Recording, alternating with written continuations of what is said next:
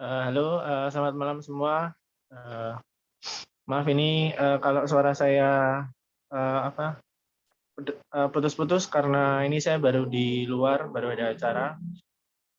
Sebelumnya, saya selaku mewakili, seluruh panitia yang bertugas mau mengucapkan, terima kasih banyak kepada, seluruh peserta yang sudah, apa ya, mau mau merelakan waktunya, mau menghadiri acara pada malam hari ini. Terima kasih. Dan juga untuk pemateri-pemateri hebat kita, terima kasih banyak sudah bersedia meluangkan waktunya untuk menghadiri acara pada malam hari ini. Kemudian untuk peserta, semangat dan semoga acara bisa berjalan dengan baik sampai akhir. Thank you, good luck. Saya kembalikan ke MC. Oke, terima kasih Kak Fasya atas sambutannya. Oke, ini sebelum masuk ke acara, aku ingin kenalan dulu nih sama kalian. Boleh dong kalian tulis di kolom chat atau on mic juga boleh, asal daerah kalian dari mana gitu. Siapa tahu kan kalian nemu teman-teman yang satu daerah gitu kan. Boleh dong teman-teman nulis di kolom chat.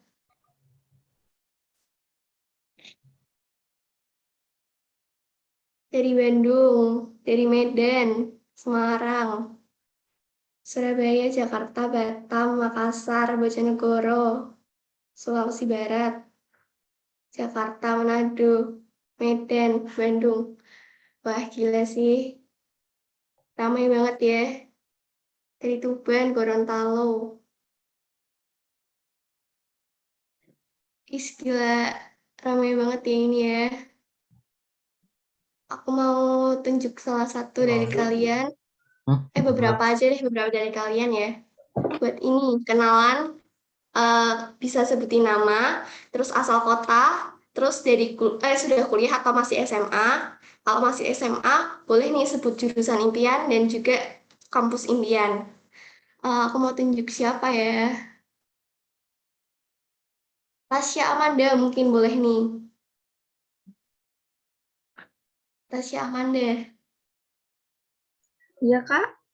Oh iya. Tasya coba boleh nih sebutin nama, terus asal kota, terus masih kuliah atau udah kuliah atau masih SMA, terus sebutin asal SMA dari mana, lalu boleh sebutin jurusan dan univ impian. Oke, nama saya Tasya Amanda. Saya masih SMK Akuntansi, kelas 10. Jurusan impian itu akuntansi. Boleh sebutin univnya nggak nih, Tasya di mana? Universitas Indonesia. Keren banget, semoga benar-benar tercapai ya Tasya. Mantap banget, aku dari jurusan akuntansi juga nih BTW Tasya. Lalu yang lain aku mau siapa ya? Winnie boleh nih Winnie nih, coba. Ya, halo Kak. Iya, coba kenalan dulu Winnie. Kenapa Kak? Putus-putus. Maaf. Sebutin ini, Winnie kamu udah kuliah atau masih SMA atau SMK gitu Winnie? Tahun ini pertama kali jadi mahasiswa sih Kak, semester 1 di Universitas Brawijaya, jurusan manajemen. Wah, keren banget Winnie. Mantap. Oke, selanjutnya siapa ya? Yang cowok deh gantian. Ruben, boleh nih Ruben. Halo semua teman-teman, perkenalkan nama saya Ruben Gopas Agustin Tambunan, asalnya dari Medan, sekarang masih SMA kelas 11, jurusan IPA dari SMA Negeri 5 Medan. Untuk universitas dan jurusan yang saya impikan yaitu universitasnya Universitas Indonesia, sedangkan untuk jurusannya sendiri saya impikan yaitu jurusan hukum. Keren banget nih, jadi pejuang lincur ya nih Ruben ini ya. Keren banget mau ke UI ya, semoga tercapai ya Ruben. Iya Kak, amin. Amin. Terus satu lagi deh, satu lagi. Siapa ya? Hmm, Sela Putri, Sela Putri. Sela Putri, bisa dong kenalan.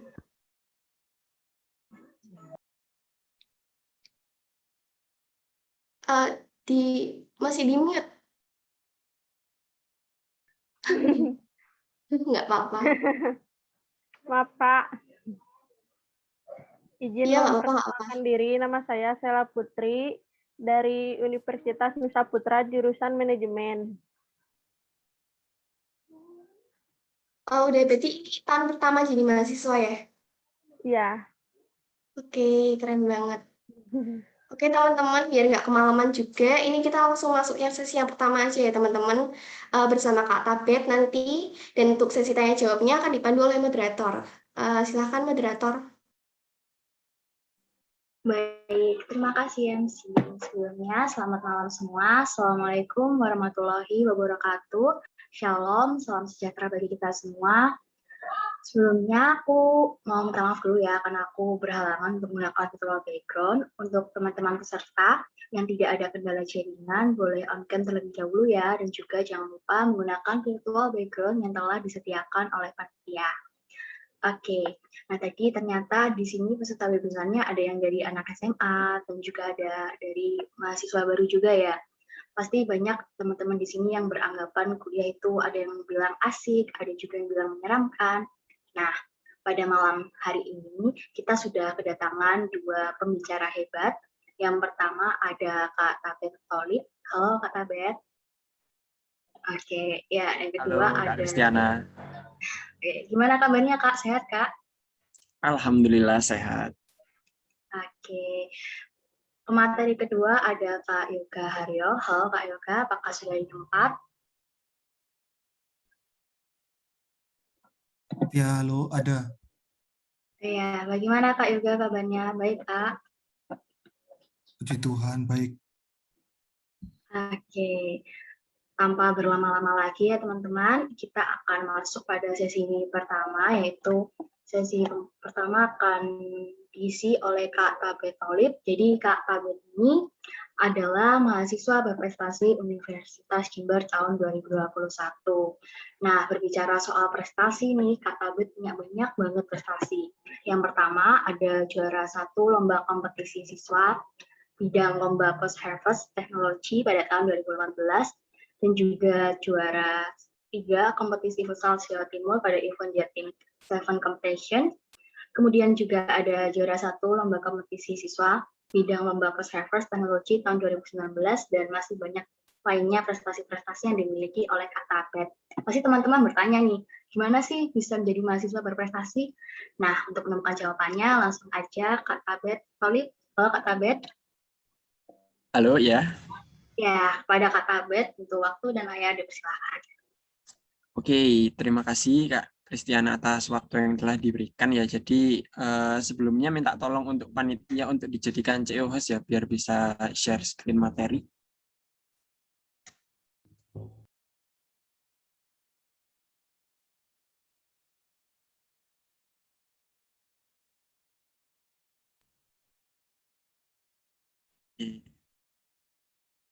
Oke, sebelumnya untuk share screen-nya apakah sudah terlihat ya Kak Kristiana? Sudah terlihat Kak Tabet. Oke, baik. Oke, teman-teman. Assalamualaikum warahmatullahi wabarakatuh. Selamat malam teman-teman semua. Sebelumnya terima kasih banyak atas waktu dan juga kesempatan yang telah diberikan kepada saya untuk berbagi ilmu dan juga sharing di sharing session malam hari ini di zona masuk PTN seperti itu. Tadi juga sudah disinggung sedikit banyak oleh Kak Kristiana terkait dengan profil dari saya. Jadi perkenalkan, nama saya Tabet Tolib Baladraf. Saya merupakan mahasiswa Teknologi Industri Pertanian angkatan 2019. Saat ini saya juga sebagai mahasiswa berprestasi utama Universitas Jember tahun 2021, sebagai mahasiswa berprestasi LL Dikti 7, yaitu wilayah Jawa Timur, dan juga sekarang juga sudah bekerja sebagai mentor profesional resmi sebagai peningkat prestasi IPB University, dan juga menjadi mentor di PT Riset Prestasi Indonesia, seperti itu. Jadi pada pertemuan hari ini kita akan sharing-sharing teman-teman terkait dengan pengalamanku di dunia perkuliahan, perjalananku mulai awal sampai sekarang, dan juga aku akan berbagi beberapa trik nih terkait dengan bagaimana sih cara menulis dan juga cara survive yang menyenangkan di dunia perkuliahan, seperti itu. Oke, jadi untuk penjelasan pertama kali ini aku mau bercerita terlebih dahulu terkait dengan milestone atau perjalanan dari kehidupanku mulai tahun 2007 sampai saat ini. Jadi di tahun 2007 itu merupakan masa-masa yang menurutku masa-masa paling kelam, karena saat itu abiku meninggal dunia, sehingga mulai tahun 2007 hingga saat ini aku tinggal berdua bersama mamaku, seperti itu. Di sisi lain, mamaku adalah seorang penjual jajanan tradisional, teman-teman. Penghasilan sehari-harinya itu hanya 10-15 ribu, dan itu hanya cukup untuk digunakan makan sehari-hari, seperti itu. Jadi keluargaku itu nggak ada tabungan, kayak gitu, teman-teman. Lanjut lagi di tahun 2008 sampai 2013 itu masa-masa sekolah dasar. Cita-citaku masih sama seperti teman-teman yang lain gitu. Kalau nggak jadi dokter, jadi tentara gitu kan. Itu cita-cita yang umum gitu dan semua orang ingin itu gitu. Lanjut lagi di tahun 2014 sampai 2016 itu merupakan masa-masa sekolah menengah pertama yang mana saat itu aku menjabat sebagai ketua OSIS dan juga aku gemar membuat desain. Aku suka bikin desain pamflet, aku suka bikin desain poster, suka bikin logo, kayak gitu. Jadi itu di masa-masa sekolah menengah pertama. Oleh karena itu, karena aku suka di bidang desain, aku memutuskan untuk masuk di jurusan multimedia di masa SMK. Tapi Tuhan berkehendak lain saat itu, karena aku memiliki keterbatasan, yaitu aku salah satu orang yang buta warna, teman-teman. Jadi itu sebagai informasi, aku merupakan orang yang buta warna, jadi aku nggak bisa membedakan warna merah dan juga hijau, seperti itu. Maka dari itu aku nggak bisa masuk di jurusan multimedia, teman-teman. Down itu pasti, sedih itu pasti, dan overthinking itu pasti gitu, karena apa yang aku inginkan itu nggak didapatkan kan. Tapi aku percaya bahwa Tuhan itu punya alur yang baik gitu buat umatnya. Jadi aku dipindah ke jurusan teknologi pengolahan hasil pertanian. Mungkin teman-teman bisa bayangkan ya, keinginanku itu yang kaitannya dengan media, stay di depan laptop, buat desain, buat logo, buat poster, tapi aku ditendang gitu ke jurusan teknologi pengolahan hasil pertanian yang kaitannya dengan masak-memasak gitu, buat kue, buat masakan, buat jajanan, buat roti, kayak gitu. Itu kan loncatan yang sangat jauh gitu. Tapi prinsipku itu tadi, aku percaya bahwa Tuhan itu punya alur yang baik buat umatnya, jadi aku jalani di jurusan teknologi pengolahan hasil pertanian. Di masa-masa itu aku mendapatkan beberapa prestasi. Saat itu aku menjadi juara 1 lomba kompetensi siswa tingkat Jawa Timur pada tahun 2018 dan juga tahun 2019, sehingga aku mewakili Jawa Timur di tingkat nasional.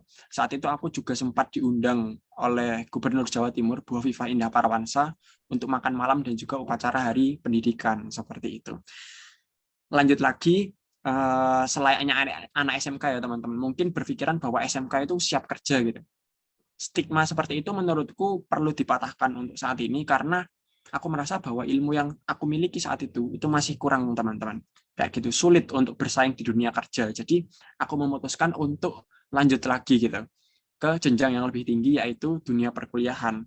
Aku coba SNMPTN saat itu, aku pasang di Universitas Brawijaya, jurusan Ilmu dan Teknologi Pangan, tapi hasilnya fail, hasilnya gagal total gitu. Padahal aku udah pede karena nilaiku bisa dibilang bagus, sertifikat aku punya, entah itu akademik maupun non-akademik, tapi ditolak gitu. Down itu pasti, aku murung 2 hari di kamar karena aku bener-bener down. Aku terlalu optimis saat itu bakal diterima di UB, tapi ternyata gagal total, prediksinya salah gitu. Setelah down itu aku coba bangkit lagi karena masih ada harapan PMDKPN gitu. PMDKPN ini kan kayak SNMPTN-nya Politeknik kan. Aku coba pasang di Politeknik Negeri Jember, tapi hasilnya fail, ditolak lagi teman-teman saat itu. Jujur saat itu benar-benar putus asa, aku buka pengumuman itu subuh, jadi aku benar-benar down, benar-benar nggak tahu mau ngapain. Saat itu bahkan aku sampai udah nyiapin lamaran pekerjaan, teman-teman. Aku udah beli map yang warnanya coklat, yang biasa buat ngelamar pekerjaan, aku udah beli itu, teman-teman, buat ngelamar pekerjaan, karena PMDKPN-ku sama SNMPTN ditolak gitu kan. Tapi aku berpikir bahwa kalau aku paksakan, aku nggak bakal dapet kehidupan yang layak gitu ke depannya kayak gitu. Aku pengen ngangkat derajat orang tuaku gitu, yang notabene sebagai penjual jajanan tradisional gitu kan. Akhirnya aku coba SBMPTN saat itu dalam kurun waktu 1-2 minggu, aku ngejar materinya anak SMA, dan alhamdulillah aku diterima di jurusan Teknologi Hasil Pertanian Universitas Jember pada tahun 2019. Seneng dong ya diterima SBMPTN gitu kan, impiannya untuk kuliah tercapai gitu. Tapi tantangannya nggak sampai situ teman-teman. Perlu diingat bahwa jurusanku sekarang itu teknologi industri pertanian, bukan teknologi hasil pertanian. Jadi aku dipindah teman-teman. Yang awalnya di teknologi hasil pertanian, dipindah ke jurusan teknologi industri pertanian, karena keterbatasanku yang buta warna gitu. Lagi-lagi saat itu aku mencoba lebih tegar gitu, karena sebelum-sebelumnya udah kebal gitu dengan kegagalan, penolakan, pembuangan gitu kan. Tapi alhamdulillah itu yang membentuk aku sampai saat ini teman-teman. Seperti itu. Tentu awal-awal di jurusan teknologi industri pertanian itu senang teman-teman. Pertama kuliah itu pasti senang gitu. Dapat teman baru, dapat lingkungan baru, dapat vibes atau suasana baru, itu senang banget gitu. Jadi aku merasa bahwa aku menjadi orang yang paling beruntung saat itu karena aku bisa kuliah gitu. Meskipun dari keluarga yang kurang mampu. Akhirnya di awal-awal masa perkuliahan, aku pasang target banyak banget teman-teman. Jadi aku punya target. Jadi selama awal-awal perkuliahan itu aku pasang target langsung, aku pengen juara LKTI 1 kali, juara poster 1 kali, juara esai 1 kali, juara bisnis plan 1 kali, lolos pendanaan penelitian dan sebagainya, punya usaha sendiri. Aku pasang target semua yang aku inginkan gitu. Dan alhamdulillahnya hingga saat ini tuh bisa dapat 122 penghargaan di bidang kepenulisan dan juga 4 publikasi penelitian di skala nasional maupun internasional teman-teman. Dan itu asalnya dari kegagalan-kegagalan dan juga penolakan-penolakan sebelumnya teman-teman.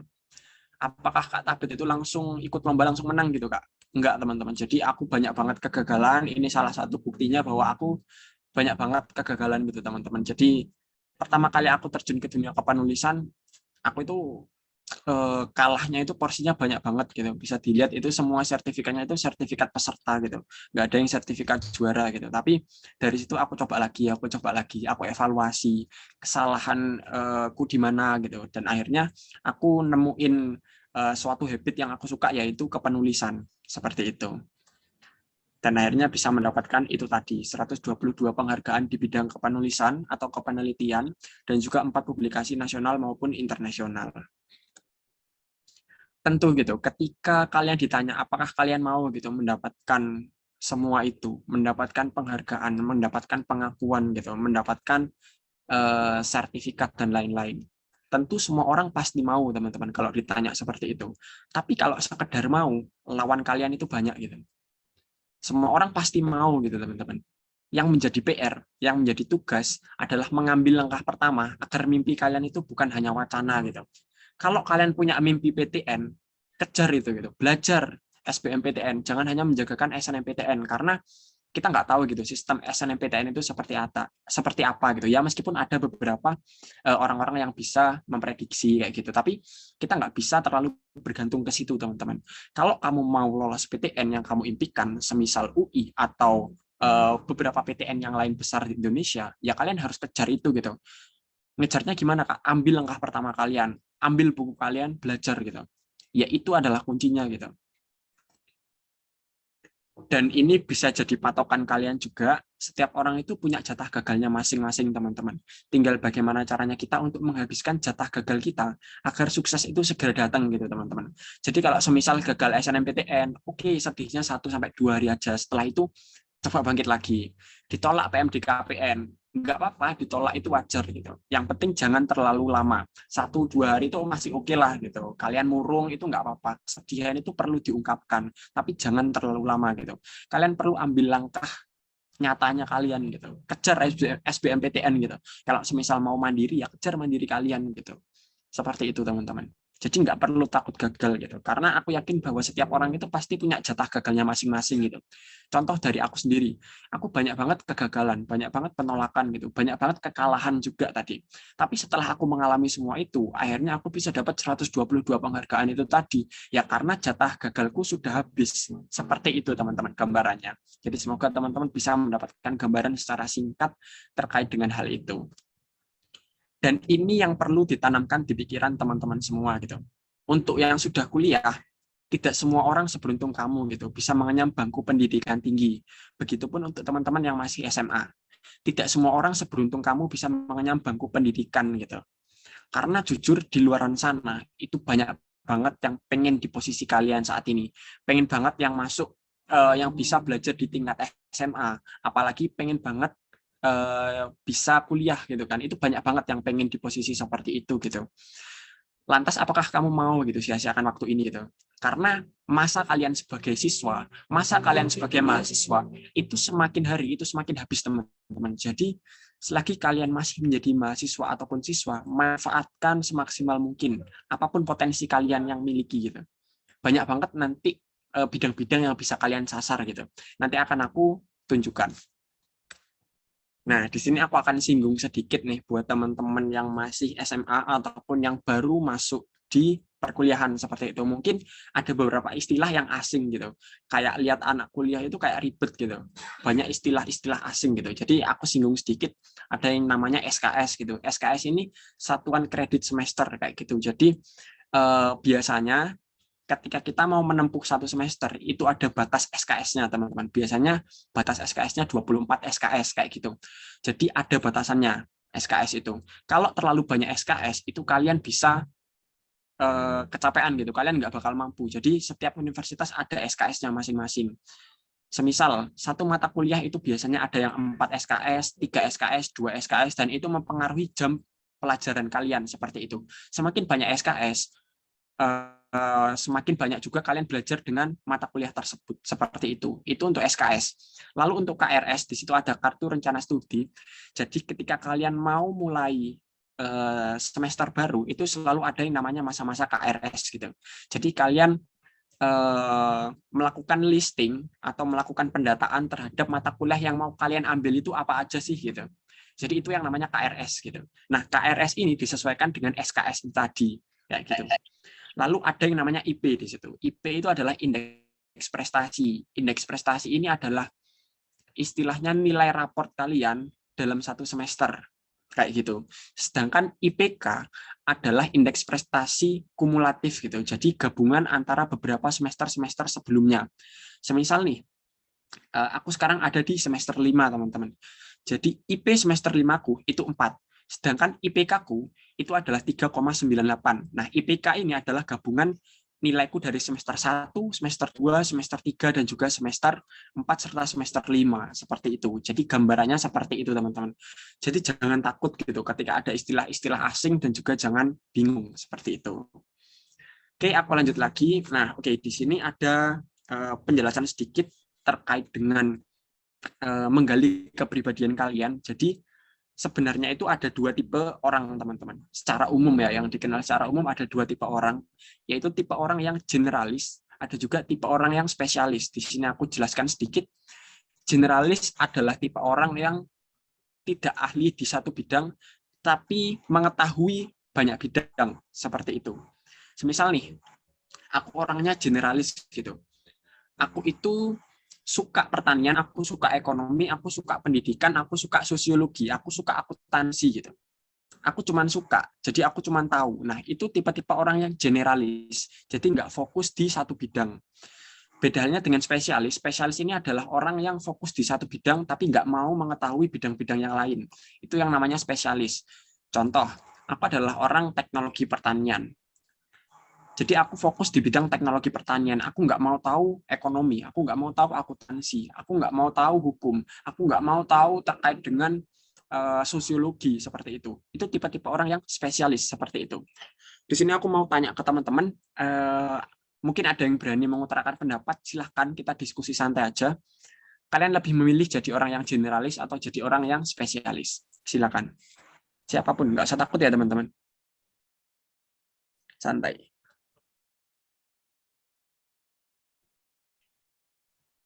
Silakan, ada yang mau berpendapat? Oke, Dea Ananda katanya generalis. Muhammad Fahda juga generalis. Oke. Rafa juga generalis gitu. Oke, banyak yang suka generalis ya. Wih, generalis semua. Mantap. Oke, generalis.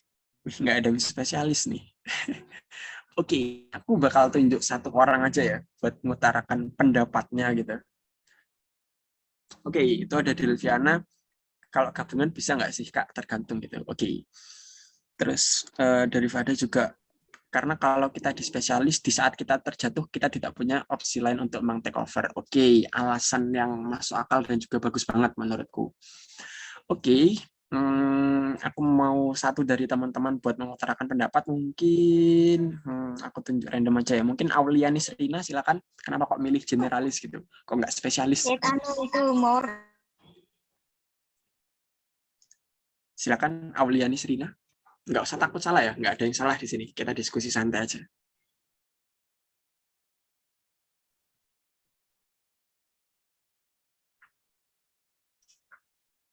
On mic nggak apa-apa ya teman-teman. Kalau semisal mau on mic nggak apa-apa. Biar lebih enak juga. Silakan. Atau chat juga nggak apa-apa kalau malu-malu sama Mas Tabit gitu kan.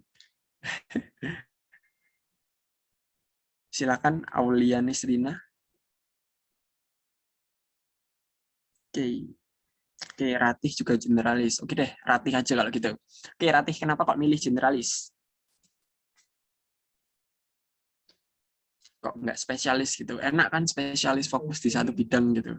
Dan memperdalam bidang itu. Kenapa kok generalis gitu? Kalau kata Fahdani itu nggak ada backup-an gitu. Silakan Ratih. Kalau bisa on mic nggak apa-apa.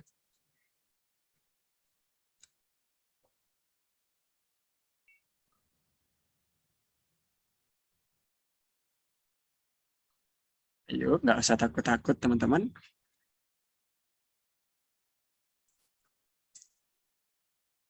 Pengennya spesialis, tapi kadang bosenan sama satu bidang. Oke, alasan yang masuk akal juga. Bagus banget dari Talita. Bujangi. Halo Ratih, silakan.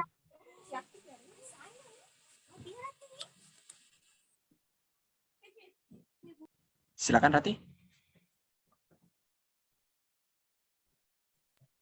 Oke, mungkin masih malu-malu ya teman-teman, nggak apa-apa. Yang penting interaktif juga di chat gitu. Oke, kebanyakan teman-teman lebih memilih jadi generalis. Alasannya biar ada backup-an gitu. Alasannya juga kalau jadi spesialis itu bosenan. Oke, masuk akal banget. Logis banget dan bagus banget menurutku gitu. Oke. Jadi jawabannya teman-teman, aku sarankan buat teman-teman jangan terlalu generalis, jangan terlalu spesialis. Tadi juga udah ada yang nyinggung ya, udah ada yang nyinggung siapa? Oh, Delviana ya. Tadi udah ada yang nyinggung. Jadi teman-teman aku sarankan untuk jadi orang yang versatile atau versatilis gitu. Versatilis itu apa Kak gitu. Jadi versatilis adalah gabungan atau irisan antara spesialis dan juga generalis. Kalian perdalam satu bidang tapi ketahui bidang yang lain kayak gitu. Contoh, aku adalah orang teknologi pertanian. Belajarku itu teknologi pertanian, teman-teman. Belajarku terkait dengan mikroba, terkait dengan kimia, terkait dengan biologi, kayak gitu.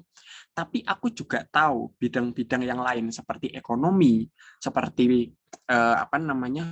sosiologi, seperti pendidikan, itu aku juga tahu gitu. Jadi orang yang seperti itu. Biar apa? Biar wawasan kalian itu menjadi luas gitu.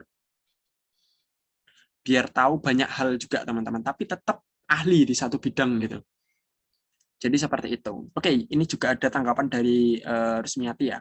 Saya generalis karena selalu ingin mencoba hal baru, karena kadang suka penasaran dengan bidang lain. Oke, masuk akal juga, logis banget. Tapi untuk era saat ini,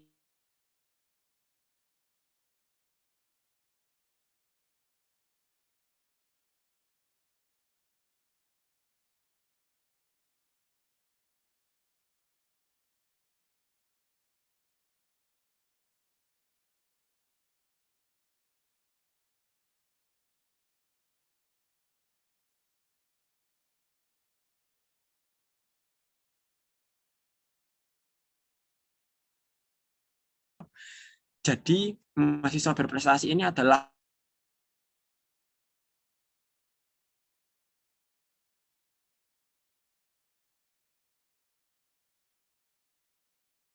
mahasiswa berprestasi utama, ya kalian adalah panutan 80.000 orang itu gitu. Dan itu merupakan label yang berat teman-teman dan menjadi amanah gitu, termasuk bagi aku sendiri. Untuk menjadi mahasiswa berprestasi itu kita harus mengimbangi 3 hal ini teman-teman. Pendidikan dan pengajaran, penelitian dan pengembangan, dan juga pengabdian. Jadi seperti itu. Jadi kalian harus bisa menularkan ilmu kalian, kalian harus bisa berbagi dengan teman-teman kalian, dan juga mengajari teman-teman kalian, dan mengajak ke hal-hal yang positif.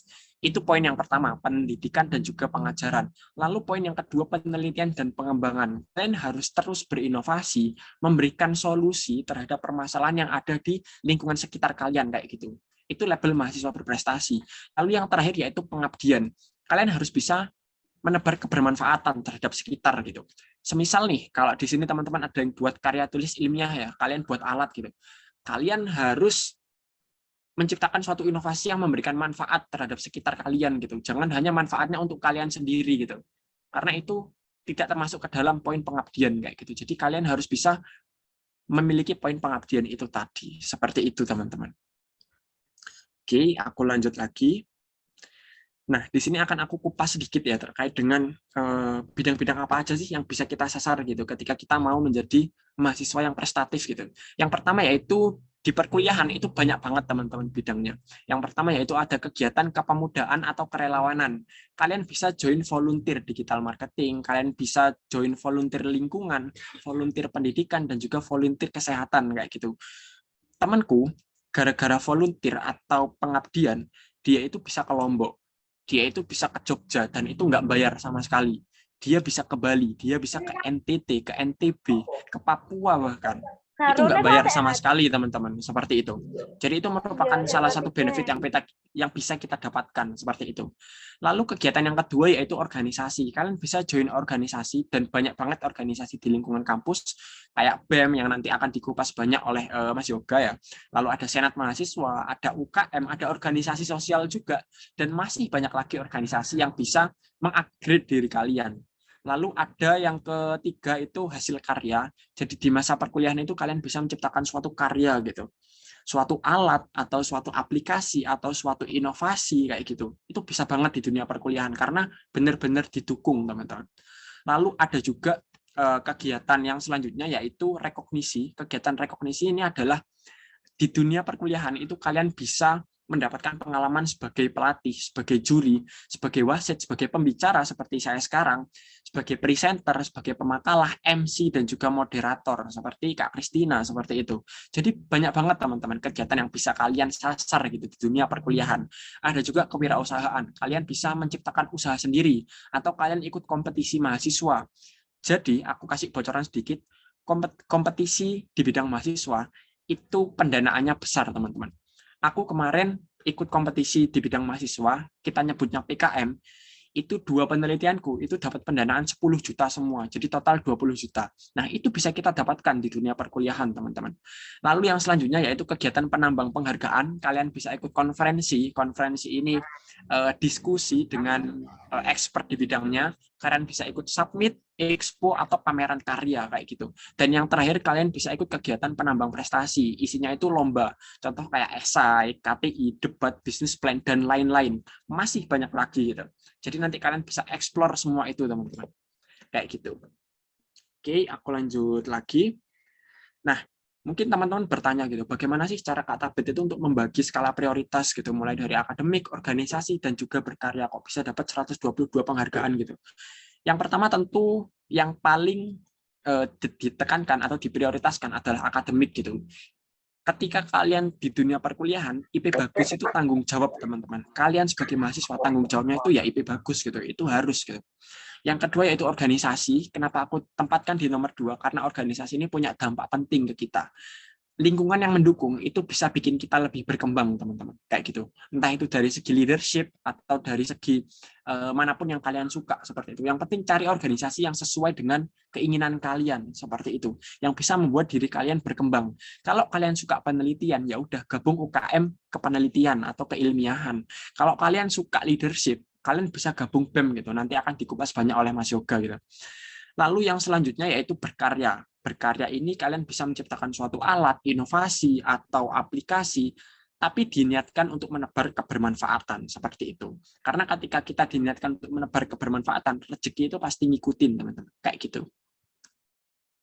Oke, mungkin teman-teman tanya juga, cara Kak Tabet manage waktu itu gimana sih? Gitu.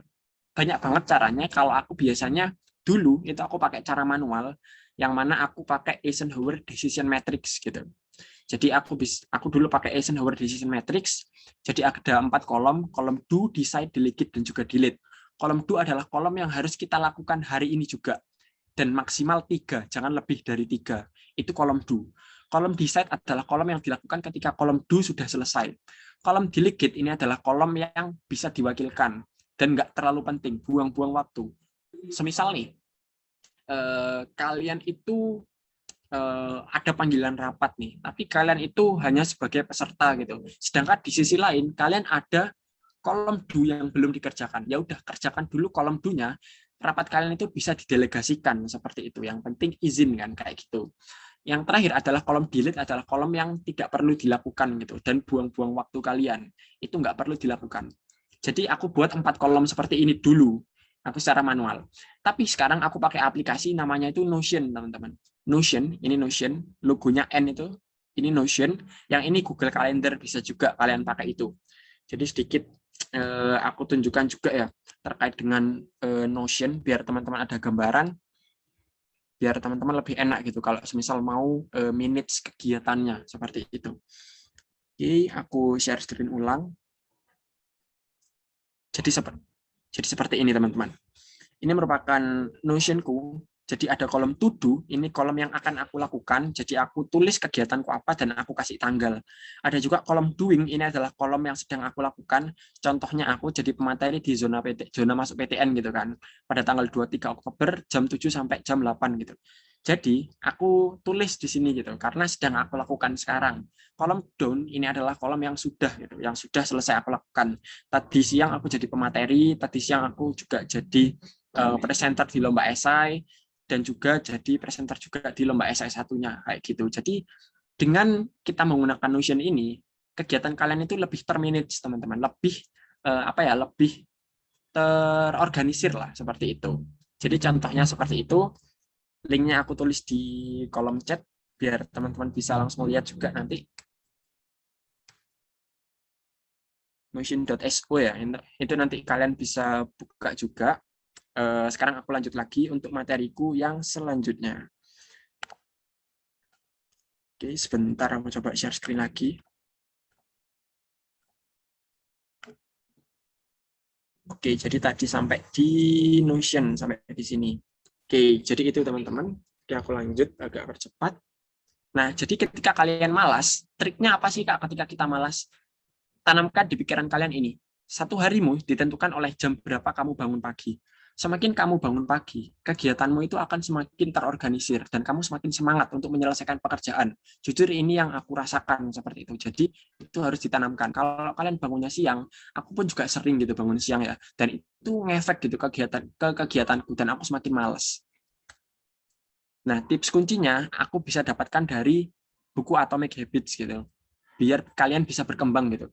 Usahakan setiap hari kalian harus berprogres atau melakukan kegiatan yang bisa mengupgrade diri kalian seenggaknya 1% gitu. Karena dalam 1 tahun 1% itu jika diakumulasikan sebesar 37,78% teman-teman. Kayak gitu. Bayangkan gitu. Kalian bisa meningkat 37,78% dalam waktu 1 tahun gitu. Itu angka yang tinggi gitu. Sedangkan kalau di bawah 1% kalian akan rugi gitu. Seperti itu teman-teman. Oke, ini jadi materi yang terakhir juga. Jadi ada 4 tips kunci ketika kalian ingin menulis yang menyenangkan gitu. Karena aku kan expertnya di bidang kepenulisan. Jadi yang pertama yaitu make it obvious, make it attractive, make it easy, dan juga make it satisfying.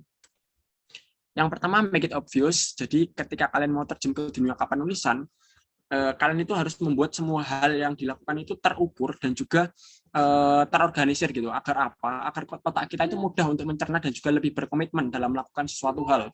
Contoh nih, yang di sebelah kiri itu yang salah, yang di sebelah kanan itu yang benar. Jadi semisal kalian mau menulis gitu kan, saya ingin menulis karya tulis ilmiah untuk ikut lomba dan menjadi juara. Itu salah, karena otak kalian nggak bisa mengukur. Aku mau melakukan apa gitu. yang mau aku capai itu apa? Bedanya dengan yang di sebelah kanan. Dalam 7 hari ini, saya ingin berfokus untuk menulis. Hari Senin saya ingin menulis bab 1, hari Rabu bab 2, bab 3 dan bab 4, lalu hari Jumat saya finishing gitu. Dengan seperti ini, kalian tahu gitu apa yang harus dilakukan. Yang kedua yaitu make it attractive, mengawinkan kegiatan prestatif dengan kebiasaan agar menjadi menyenangkan. Misal kalian suka nyemil, coba menulis dengan nyemil gitu. Itu yang bisa aku lakukan sampai saat ini gitu. Dan itu ampuh gitu teman-teman buat tips kunci. Jadi kawinkan kegiatan yang kalian suka dengan kegiatan prestatif gitu. Semisal kalian suka desain gitu. Ya udah, semisal kalian suka desain, kalian suka nyemil, ya udah kawinkan dua kegiatan itu gitu. Agar kegiatan kalian lebih menyenangkan, atraktif gitu. Yang ketiga yaitu make it easy, jadi membuat kegiatan kalian itu menjadi lebih mudah agar lebih bersemangat. Semisal nih, saya ingin menulis gitu, tapi aku males, ya udah selesai gitu. Beda halnya ketika kalian ingin menulis, tapi kalian coba cari penghambatnya di mana. Oh ternyata meja belajarku itu jauh dari kasur, jadi aku mau ke sana itu males gitu. Nah itu penghambat. Coba cari solusinya. Oh berarti meja belajarku coba aku lebih dekatkan ke kasur agar aku lebih bersemangat untuk menulis. Itu solusi dan akhirnya kalian bisa jadi juara kayak gitu. Jadi itu tips kunci yang ketiga yaitu make it easy. Yang keempat yaitu make it satisfying. Buat kegiatan kalian itu menjadi suatu rangkaian yang menarik gitu agar lebih bersemangat dan juga sepenuh hati dalam mengerjakan. Contoh, ini merupakan rangkaian yang biasa aku lakukan. Aku itu hari ini semisal mau menulis esai gitu. Lalu karena aku suka nyemil, aku pergi membeli camilan dulu. Setelah itu aku mulai menulis dan ketika selesai menulis, aku pergi jalan-jalan 30 menit. Itu pasti aku lakukan. Setelah itu, aku jalan-jalan itu sambil beli es kopi susu pandan karena itu kebiasaanku. Dan setelah itu aku pulang. Dengan kita membuat suatu rangkaian yang menarik seperti ini, kita jadi lebih bersemangat teman-teman untuk melakukan sesuatu hal dan juga kita jadi lebih sepenuh hati gitu untuk melakukan kegiatan itu, entah itu menulis atau mendesain dan lain-lain. Ini bisa kalian adopsi juga tips kunciku yang biasa aku gunakan seperti itu. Jadi sebenarnya yang dipersiapkan itu cukup banyak ya teman-teman. Yang pertama yaitu pengorbanan, totalitas, time management seperti yang aku jelaskan tadi, lalu ada lingkungan yang mendukung dan juga melihat lebih, dan yang terakhir adalah motivasi dan juga target. Itu yang harus dipersiapkan mulai sekarang ketika kalian mau jadi mahasiswa yang prestatif seperti itu. Contoh nih, motivasi dan target. Setiap orang itu punya motivasi dan target masing-masing gitu kan. Semisal aku ingin membanggakan orang tua, membanggakan orang-orang tersayang, membanggakan alma mater gitu. Terus ada pengorbanan. Pengorbanan ini bisa pengorbanan material, fisik, dan juga tenaga. Itu pasti kalian lebih capek. Lalu yang materi yang terakhir saat ini, benefit yang bisa kalian dapatkan itu apa sih sebenarnya gitu ketika kita terjun ke dunia prestatif gitu. Yang pertama sertifikat dan dana pembinaan. Sertifikat ini bisa digunakan untuk apply scholarship dan juga apply kerja. Lalu ada dana pembinaan, ini bisa kalian buat lebih mandiri gitu. Temanku gara-gara kepenulisan itu bisa ke Turki. Temanku gara-gara kepenulisan bisa beli motor, bisa bangun teras kayak gitu. Lalu lebih mudah mengerjakan tugas, ini pasti sebanding dengan berdakwah ini juga karena ketika kalian punya prestasi, omongan kalian itu lebih mudah didengar dan perilaku kalian lebih mudah ditiru. Itu sebanding dengan dakwah. Lalu ada skripsi khusus dan juga yang terakhir menambah pengalaman, pengetahuan dan juga teman. Oke, sebagai penutup ini ada sebagai penutup quotes atau kata-kata mutiara dari aku. Terkadang kita berpikir untuk mencapai target yang besar itu maka harus menempuh jalan yang sulit serta melakukan hal yang besar agar dapat layak untuk mencapainya gitu.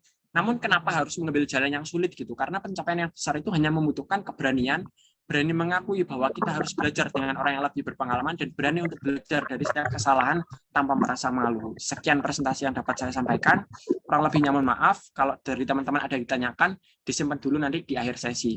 Kurang lebihnya mohon maaf. Saya akhiri. Wassalamualaikum warahmatullahi wabarakatuh. Saya kembalikan ke Kak Kristina. Terima kasih. Waalaikumsalam wabarakatuh. Terima kasih ya Kak Tabet atas presentasinya yang luar biasa. Memang sangat patut ya Kak Tabet ini menjadi mahasiswa berprestasi karena memang berdasarkan pengalaman dan juga pengetahuannya benar-benar menginspirasi kita semua.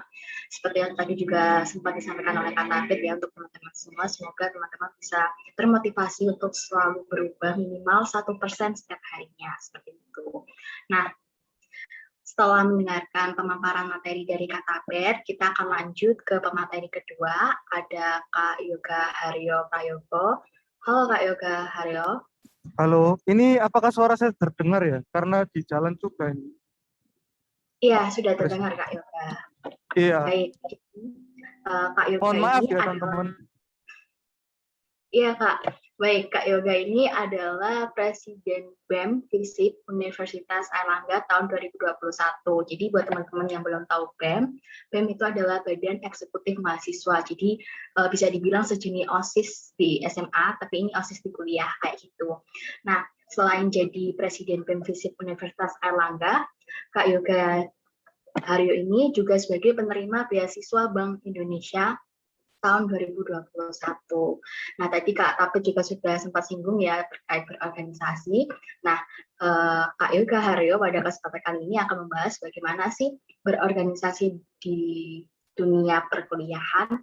Tanpa berlama-lama lagi, waktu dan layar saya persilahkan. Baik, saya maaf kepada sekalian karena ya atas ketidaknyamanannya ya saya sedang di jalan karena ada urusan yang urgent. Baik, saya mulai maaf sekalian. Assalamualaikum.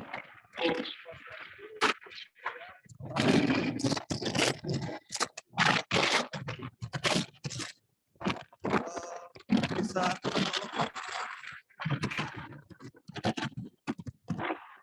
Mohon maaf Kak Yoga, suaranya kurang terdengar. ya. Baik. Ini terdengar nggak? Mungkin bisa lebih didekatkan lagi ya Kak. Agak noise. Oke. Bentar.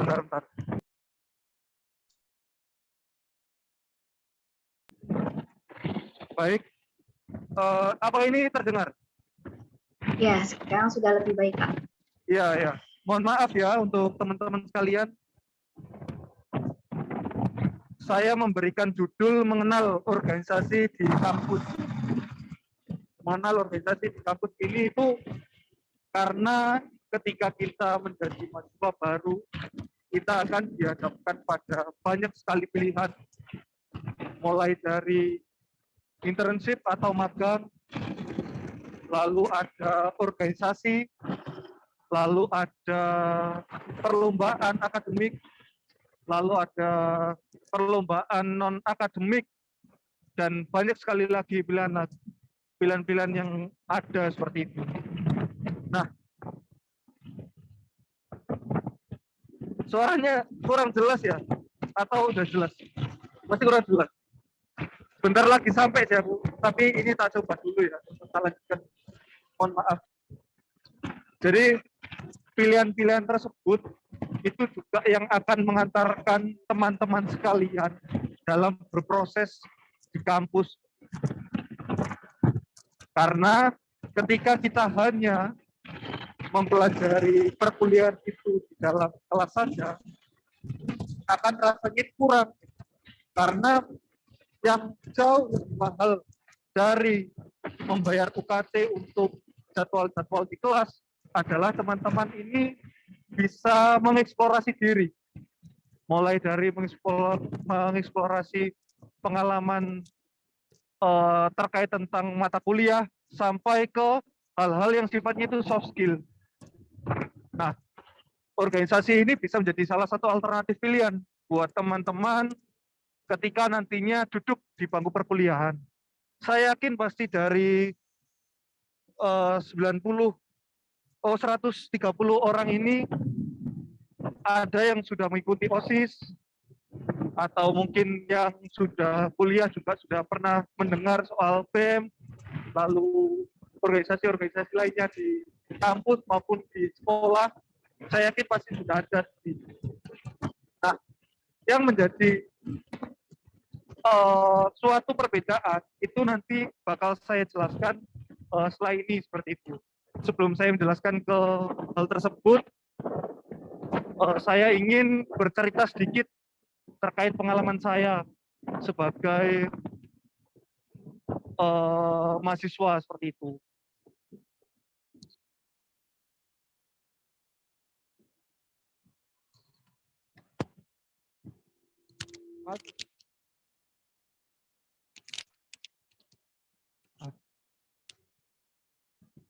Bentar ya teman-teman.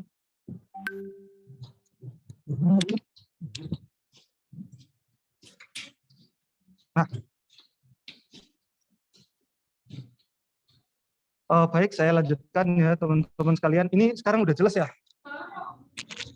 Iya, sudah jelas Kak Indra. Udah jelas ya sekarang?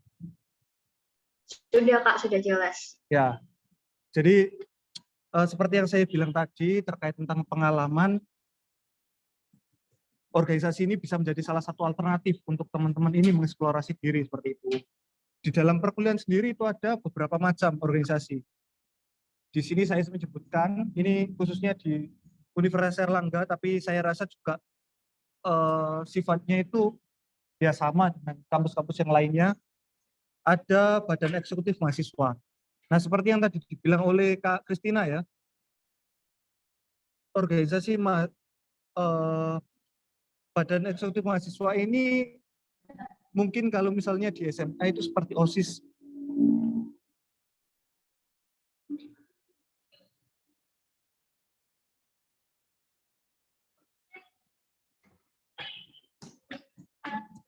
Seperti OSIS. Lalu kalau Badan Legislatif Mahasiswa itu mungkin seperti MPK. Nah, itu mungkin dua hal itu yang teman-teman pahami. Kalau unit kegiatan mahasiswa atau UKM itu sama seperti ekstrakurikuler. Jadi biasanya itu berkaitan dengan minat dan bakat teman-teman. Lalu badan semi otonom, kalau di Universitas Airlangga itu badan semi otonom itu seperti UKM tapi di tingkat fakultas. Kayak gitu. Jadi ya berkaitan minat dan bakat yang itu tingkatnya itu di fakultas. Lalu ada Majelis Perwakilan Mahasiswa. Nah, Majelis Perwakilan Mahasiswa ini hampir sama seperti MPK, tetapi ini tingkatnya itu universitas. Jadi di dalamnya itu ada ketua-ketua BEM fakultas, ditambah juga Dewan Legislatif Mahasiswa. Jadi seperti Badan Legislatif Mahasiswa, tapi di tingkat universitas kayak gitu. Kalau ini sepertinya khusus di UNER, karena secara pemilihan ketua dan wakil ketua BEM universitas itu dipilih secara keterwakilan melalui Majelis Perwakilan Mahasiswa ini. Nah, kenapa kok organisasi itu penting? Mungkin bisa di next ya. Nah, mengapa organisasi itu penting? Next. Ya. Jadi Direktorat Jenderal Pendidikan Tinggi Kementerian Pendidikan dan Kebudayaan menjelaskan bahwa ada 5 keterampilan yang harus dimiliki mahasiswa untuk bersaing di dunia kerja. Ini dijelaskan itu di sekitaran akhir tahun 2020 dan juga pernah dijelaskan dalam forum World Economic Forum, kalau teman-teman tahu. Jadi itu kayak forum ekonomi yang diselenggarakan oleh negara-negara di dunia itu untuk membahas terkait tentang masa depan dari dunia ini bakal seperti apa, khususnya di bidang ekonomi. Salah satunya itu membahas terkait tentang skill yang dibutuhkan oleh para pekerja di tahun 2025. Yang pertama itu ada complex problem solving, atau bagaimana kapasitas kita dalam menyelesaikan suatu permasalahan. Lalu yang kedua, itu ada critical thinking, atau bagaimana pikiran kita itu bisa untuk kritis. Lalu yang ketiga, yaitu, yang ketiga ada creativity, di mana kreativitas itu sangat-sangat bernilai. Lalu yang keempat ada coordinating with others, atau kita bisa untuk bekerja, berkoordinasi dengan orang lain. Lalu yang kelima ada cognitive flexibility, jadi ada fleksibilitas dari pemikiran kita. Kenapa hal ini penting? Kita tahu ya teman-teman, bahwasanya pada hari ini kita juga banyak sekali bersaing dengan teknologi seperti itu.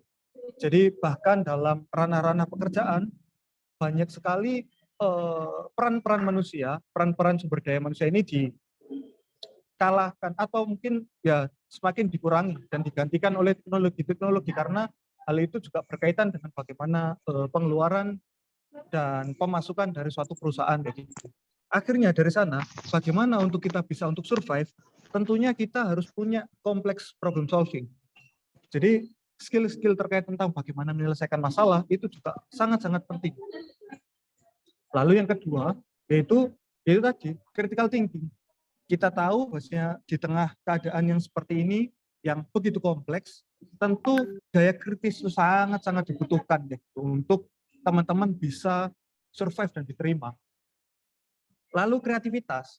Di tengah pandemi ini tentu untuk membuat kegiatan, bahkan teman-teman panitia acara ini pun bisa untuk membuat acara ini juga bagian dari bagaimana mereka itu bisa untuk melakukan suatu kreativitas di sini. Nah, kreativitas itu sangat-sangat penting untuk menghadapi zaman yang sangat-sangat cepat untuk berubah. Di mana kita misalnya dihadapkan pada pandemi, kegiatan-kegiatan dilaksanakan secara daring, otomatis di sana, oh ya, ada transformasi secara fisikal gitu. Bagaimana kegiatan yang awalnya itu mungkin secara offline atau secara luring, lalu dilaksanakan secara online atau secara daring. Seperti itu. Coordinating with others. Nah, kita tahu ya teman-teman, bahwasanya per hari ini apa ya, sifat-sifat individualistik itu bertambah besar seiring dengan kemajuan dari teknologi. Seolah-olah kita itu merasa bahwasanya diri kita bisa untuk ya hanya bermedia sosial atau mungkin ya mencari hiburan sendiri, mencari kegiatan sendiri.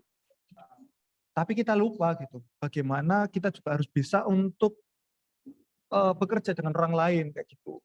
Dan ini di sini tuh biasanya poin-poin yang paling penting adalah skill leadership atau kepemimpinan. Selain itu juga berkaitan dengan endurance. Jadi ketahanan dari diri kita. Kita bisa melihat ya teman-teman dalam angka-angka generasi kita, mulai dari generasi Z sampai ke generasi milenial ya, mungkin yang teman-teman akrabnya sebutnya. Itu juga sangat apa ya, banyak sekali fenomena-fenomena di mana generasi-generasi ini adalah generasi-generasi yang ketika sudah masuk dalam kerja atau mungkin sebelum masuk dalam kerja, dia itu yang paling utama dalam mencari kenyamanannya, enggan untuk beradaptasi, enggan untuk melawan zona nyamannya, seperti itu. Dan itu kita sangat tahu bagaimana dalam prosesi-prosesi untuk berproses di dalam menentukan kuliah, berjuang untuk kuliah, itu juga kita acap kali mencari jalan pintas, enggan untuk merasai atau berproses dalam hal-hal yang ketidaknyamanan tadi itu. Makanya itu dari situ akhirnya itu timbul bahwasanya endurance atau ketahanan diri itu sangat-sangat kurang, mentalitasnya itu nggak bisa untuk terbangun dengan maksimal kayak gitu. Nah, di organisasi ini biasanya teman-teman itu bakal dihadapkan pada zona-zona ketidaknyamanan. Entah itu mempelajari hal baru, entah itu dihadapkan pada orang-orang yang sangat-sangat berbeda atau bahkan kontradiktif atau berlainan secara sifat dan pemikiran, atau mungkin hal-hal yang lainnya. Nah, ini endurance itu harus kita pacu, karena itu cukup penting. Lalu yang kelima yaitu cognitive flexibility atau fleksibilitas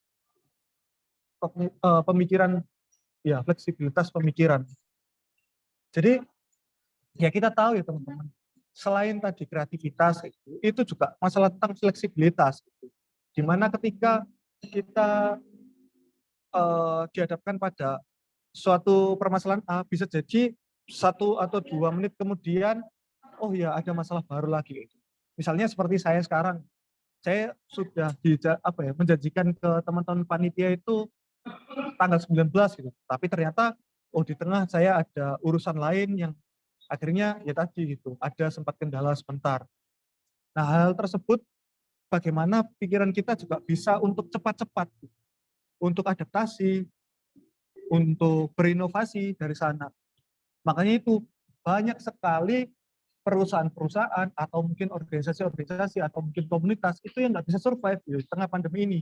Saat awal-awal kemarin, misalnya di bulan Maret atau April gitu di tahun 2020, mungkin kebingungan gitu, ini harus dibuat seperti apa gitu.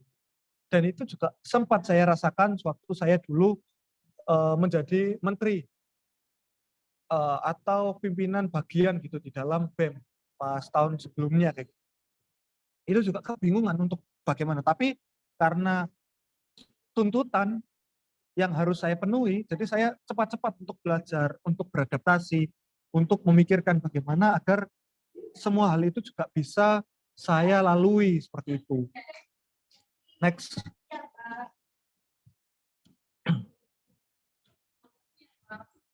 Ya, bagaimana caranya? Manajemen waktu adalah salah satu kunci. Biasanya teman-teman ketika kita, ini sepengalaman saya sewaktu menjadi mahasiswa baru, hal yang paling saya pertimbangkan adalah berkaitan dengan, oh iya nanti waktu saya kehabisan di sini, atau oh ya nanti jangan-jangan nilai saya semakin buruk karena organisasi, atau buruk karena organisasi. Nah itu ketakutan-ketakutan yang sering terjadi, atau mungkin barangkali malah, oh ya nanti takutnya nanti saya ada mata kuliah yang mengulang. Biasanya seperti itu ketakutannya, karena dirasa bahwasanya organisasi itu sangat-sangat sibuk. Padahal teman-teman, dalam organisasi itu kita bisa belajar dua hal, selain yang tadi saya sebutkan, dua hal kunci.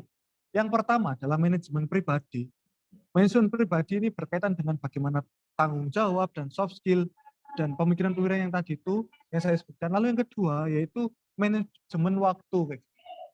Manajemen waktu itu sangat-sangat penting karena hal ini juga nanti berkaitan dengan bagaimana teman-teman dihadapkan pada kesibukan-kesibukan selain perkuliahan, ya mungkin kesibukan tanggung jawab di rumah atau mungkin tanggung jawab yang lainnya, misalnya ikut beasiswa atau apa, itu sama saja. Teman-teman bakal dihadapkan pada banyak tanggung jawab, dan yang paling bijak adalah teman-teman bisa untuk menghadapi semua hal itu. Karena ya itu tadi, ketika teman-teman ingin mengeksplorasi diri, ingin mengembangkan diri, otomatis harus melawan zona nyamannya masing-masing. Harus berani keluar dari zona nyaman. Karena ketidaknyamanan itu kadang bakal memberikan kita banyak sekali pelajaran. Makanya itu kenapa kok orang-orang dahulu itu, misalnya dalam cerita-cerita misalnya seperti kayak Mahabharata, atau mungkin cerita Jawa yang lainnya kayak gitu. Itu pasti para kesatria itu bakal dilatih di hutan gitu. Padahal dia itu anaknya bangsawan, gitu. Tapi mereka bakal tidak diberikan hak apapun dan dilatih di hutan, gitu. Yang tidak memiliki privilege apapun di sana. Jadi tadi dilatih untuk dihadapkan pada ketidaknyamanan. Karena dari ketidaknyamanan itu tentunya kita bakal banyak sekali mendapatkan pelajaran sehingga kita bisa berkembang kayak gitu. Nah, hal ini juga nanti bakal berkaitan dengan bagaimana kita bisa untuk konsisten dan komitmen terhadap apa yang kita pilih. Misalnya kita sudah di jalan, ketika kita, oh ya sibuk sekali gitu, organisasi ini kok banyak sekali tanggung jawabku, kok rasa-rasanya nggak bisa dan lain gitu. Tapi setelah dilaluin semuanya, oh ternyata bisa gitu. Dan di sana akhirnya kita mendapatkan pelajaran, oh ya ternyata kayak gini ya caranya. Nah ini saya ingin sedikitnya juga bercerita gitu teman-teman, sebelum saya tutup apa yang saya bawakan. Jadi saya ingin bercerita soal bagaimana saya sebagai pribadi kayak gitu, sebagai mahasiswa dan proses saya hingga saat ini. Saya sewaktu sebentar ya.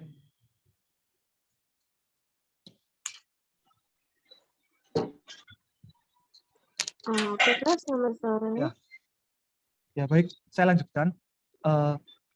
Saya sewaktu SMA itu tidak pernah mengikuti organisasi. Jadi saya nggak mengikuti organisasi apapun. ekstrakurikuler apapun gitu. Misalnya teman-teman masih ada yang punya kesempatan untuk ikut OSIS atau mungkin pramuka atau mungkin paskibraka gitu. Nah, di sana saya sama sekali nggak memiliki hal tersebut, nggak memiliki pengalaman tersebut. Tetapi setelah saya berkuliah, saya bertemu dengan orang-orang yang sangat keren bagi saya. Ya, itu yang menginspirasi saya. Akhirnya, oh ya, organisasi itu juga penting gitu. Dan itu juga dijelaskan dalam masa orientasi atau ospek istilahnya itu. Kalau di SMA itu MOS, masa orientasi siswa gitu.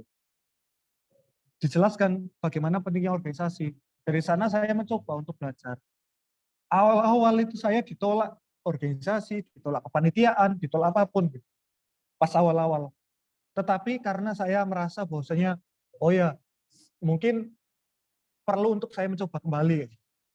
Saya tadi sempat mendengarkan materinya Mas siapa ya tadi, Mas sebelum saya gitu. Beliau menceritakan bagaimana ya kita habiskan kegagalan itu sekarang sebelum nantinya kita menuai keberhasilan kayak gitu. Kurang lebih sebenarnya seperti itu. Ya mungkin hal itu juga yang saya hadapi kayak gitu. Saya mengalami banyak sekali kegagalan. Dari kegagalan itu akhirnya oh ya saya belajar.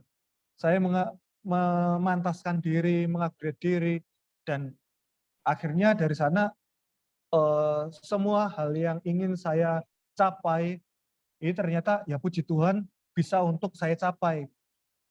Dan yang menjadi kunci dari itu semua itu ya kegigihan tadi.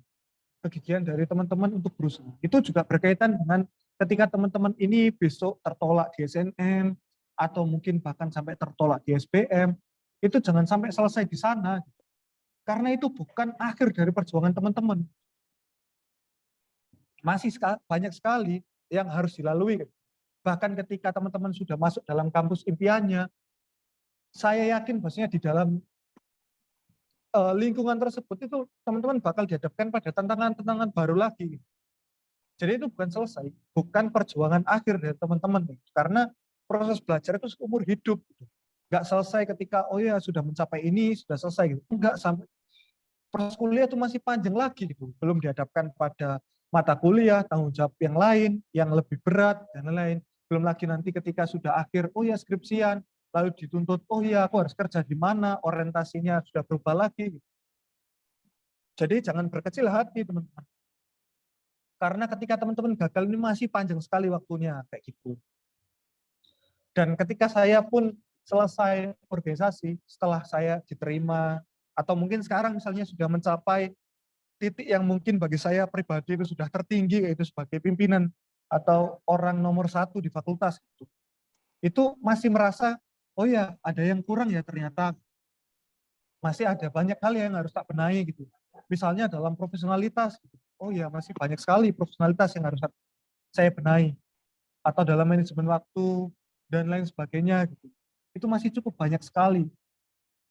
Dan ini tentu juga bakal dirasai teman-teman. Makanya itu seperti yang saya bilang di awal ya teman-teman. Ketika kita masih menjadi mahasiswa baru, kita bakal dihadapkan pada banyak sekali pilihan. Pilihan ingin aktif perlombaan akademik, atau mungkin perlombaan non-akademik seperti olahraga dan lain, atau yaitu desain visual dan lain. Atau mungkin ingin fokus kuliah saja, atau mungkin ingin organisasi. Nah, hal-hal itu ya pasti teman-teman ketika sudah mencapainya, bahkan mungkin bagi teman-teman, oh ya ini sudah tertinggi, gitu, sudah nggak ada lagi gitu posisi yang lebih tinggi dari ini. Ternyata di sana teman-teman masih bakal dihadapkan pada persoalan terhadap diri sendiri. Oh iya, masih ada yang kurang ya ternyata. Karena itu bakal terjadi. Justru salah ketika teman-teman sudah, oh ya ini sudah cukup kok, aku sudah cukup di sini untuk belajarnya. Itu sangat salah gitu. Karena sebaik-baiknya dan sebijak-bijaknya manusia adalah orang-orang yang mau yang belajar terus. Kita jas merah itu, jangan melupakan sejarah. Bagaimana dari peradaban manusia itu selalu dihadapkan pada hal-hal yang sifatnya itu baru terus kayak gitu. Jadi manusia itu selalu ingin mencari hal yang kebaruan terus. Dari mulainya misalnya ditemukannya teknologi uap gitu. Ternyata belum selesai di sana. Akhirnya orang-orang menggapai teknologi lagi untuk kereta, dan itu masih dikembangkan lagi kayak gitu. Itu pun juga berlaku pada pribadi teman-teman gitu. Pengembangan diri itu tidak bisa untuk berhenti saat itu juga. Teman-teman harus terus-menerus sampai akhir hayat harus belajar seperti itu sih. Ya mungkin cukup yang saya sampaikan. Ya nanti kalau misalnya ada yang mungkin mau didiskusikan ya dipersilakan. Saya mohon maaf kepada teman-teman sekalian semuanya atas ketidaknyamanannya, dan terima kasih sudah mendengarkan materi saya. Wassalamualaikum warahmatullahi wabarakatuh. Selamat malam. Waalaikumsalam warahmatullahi wabarakatuh. Selamat malam. Terima kasih Mas Yoga atas penyampaian materi yang luar biasa ya. Jadi dari apa yang sudah disampaikan oleh Mas Yoga, kita bisa belajar bahwasanya kita harus bisa keluar dari zona nyaman. Kita juga berkaca dari cerita dari Kak Tabet di awal bahwasanya setiap orang pasti punya jatah gagalnya teman-teman. Jadi ketika teman-teman merasa gagal, jangan sampai teman-teman itu merasa kegagalan itu adalah akhir dari segalanya, karena justru kegagalan itu menjadi hal yang baru untuk hal yang luar biasa yang akan teman-teman peroleh ke depannya. Nah, tadi sudah mendengar pemaparan materi yang luar biasa, pasti teman-teman sudah ada pertanyaan nih untuk Kak Tabit dan juga Kak Yoga. Nah, untuk sekarang kita akan masuk di sesi tanya jawab. Jadi buat teman-teman yang punya pertanyaan, boleh banget buat raise hand, atau kalau misalnya ada kendala bisa tulis di kolom chat ya pertanyaannya untuk Kak Yoga dan juga untuk Kak Tabit. Untuk teman-teman yang ingin bertanya, dipersilahkan.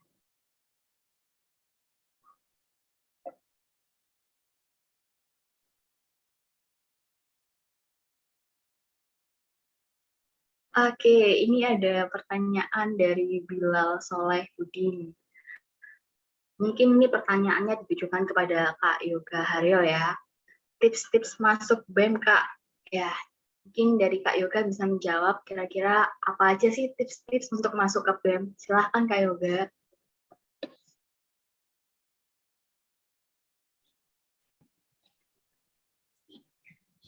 Baik, saya menjawab tadi pertanyaan dari siapa ya?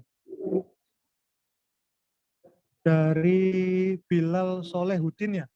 Iya, baik, betul. Terima kasih Bila. Ya, jadi tips untuk masuk di BEM.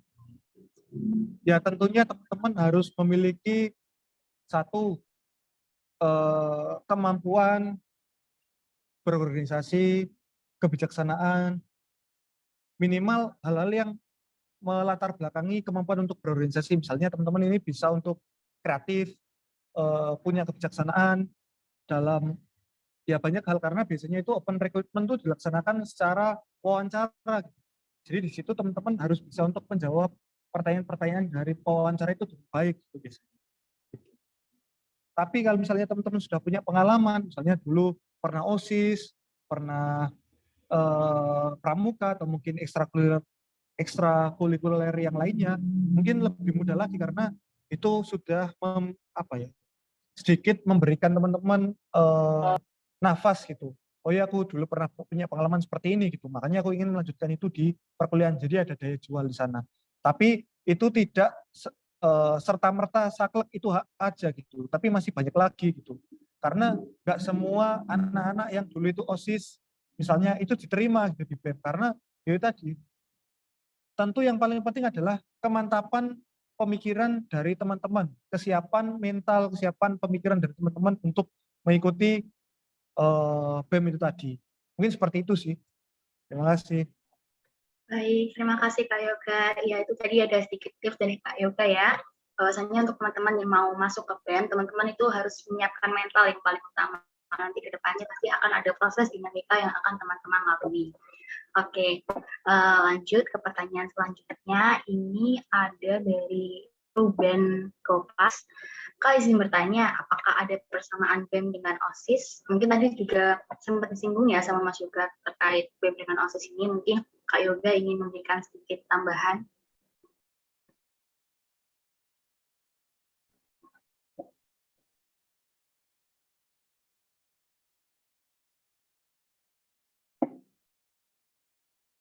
Halo, Kak Yoga. Baik, halo, maaf. Ya gimana? Tadi bisa diulang pertanyaannya, mohon maaf. Ya, jadi ini ada pertanyaan dari Ruben terkait BEM. Apakah ada persamaan BEM dengan OSIS? Tadi kan juga Kak Yoga sempat singgung ya, mungkin Kak Yoga bisa sedikit menambahkan. Baik, ya berkaitan dengan apa perbedaan BEM dan OSIS mungkin kurang lebih ya sama ya secara organisasi kayak gitu. Jadi kerjanya secara eksekutif tentunya. Melakukan program kerja yang bersifat pengembangan bagi mahasiswa atau siswa ya itu di SMA. Ini seperti itu. Tapi hal yang membedakan itu berkaitan dengan otoritas. Kalau misalnya sudah di tingkat mahasiswa itu, kalau misalnya dulu itu di SMA OSIS itu masih banyaknya itu diatur oleh kemahasiswaan, itu sekarang teman-teman bakal dihadapkan di mana teman-teman lebih bebas lagi gitu. Untuk mengeksplorasi organisasi itu bakal dibuat seperti apa. Kayak gitu sih. Mungkin perbedaannya di sana sih, masalah tentang otoritas tadi. Baik, terima itu secara kasih. keorganisasian. Terima kasih. Ya, baik. Jadi memang antara BEM dengan OSIS itu sama ya teman-teman, hanya mungkin berbeda di otoritasnya saja seperti itu. Nah, kemudian ini ada pertanyaan untuk Kak Tabet dari Adelian. Izin bertanya, bagaimana pendapat Kak Tabet mengenai gap year? Nah, mungkin ini Kak Tabet kan tadi juga termasuk gap year, nah mungkin gimana nih Kak pandangan Kak Tabet mengenai gap year?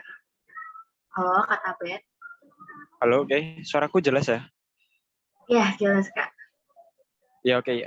Izin menjawab, mungkin singkat aja ya terkait dengan gap year itu sendiri sebenarnya nggak masalah sih, karena di masa-masa gap year itu bisa kita manfaatin dengan banyak kegiatan yang lain gitu. Jangan terlalu memandang gap year itu sebagai hal yang negatif gitu, karena percaya aja kalau Tuhan itu punya alurnya yang baik gitu. Bisa aja kalau semisal tahun ini kamu gap year, tapi ke tahun depan kamu bisa diterima di kedokteran gitu, FKG semisal, atau jurusan yang kalian impikan, nggak masalah gitu.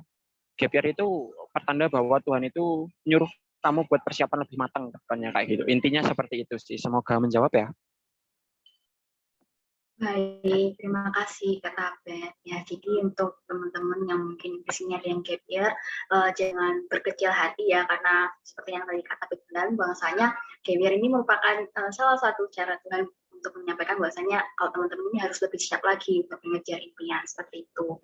Nah, kemudian ini ada pertanyaan lagi dari Irfan Fauzi. Mungkin ini pertanyaannya bisa dijawab oleh Kak Tabet dan juga Kak Yoga ya, terkait tips supaya mental kita tidak down kayak gitu. Mungkin Kak Tabet atau Kak Yoga dulu nih yang mau jawab, silahkan. Oke, aku dulu mungkin ya, nanti ditambahin Mas Yoga. Oke, terkait dengan mental down ini sendiri, nggak apa-apa teman. Mental down itu istilahnya masa-masa kita buat recovery gitu. 1-2 hari oke lah, tapi jangan terlalu lama gitu. Karena kalau terlalu lama itu berdampak ke kalian selanjutnya seperti itu. Jadi mental down itu nggak apa-apa, tapi jangan terlalu lama. Intinya seperti itu. Mungkin bisa ditambahkan oleh Mas Yoga, dipersilakan.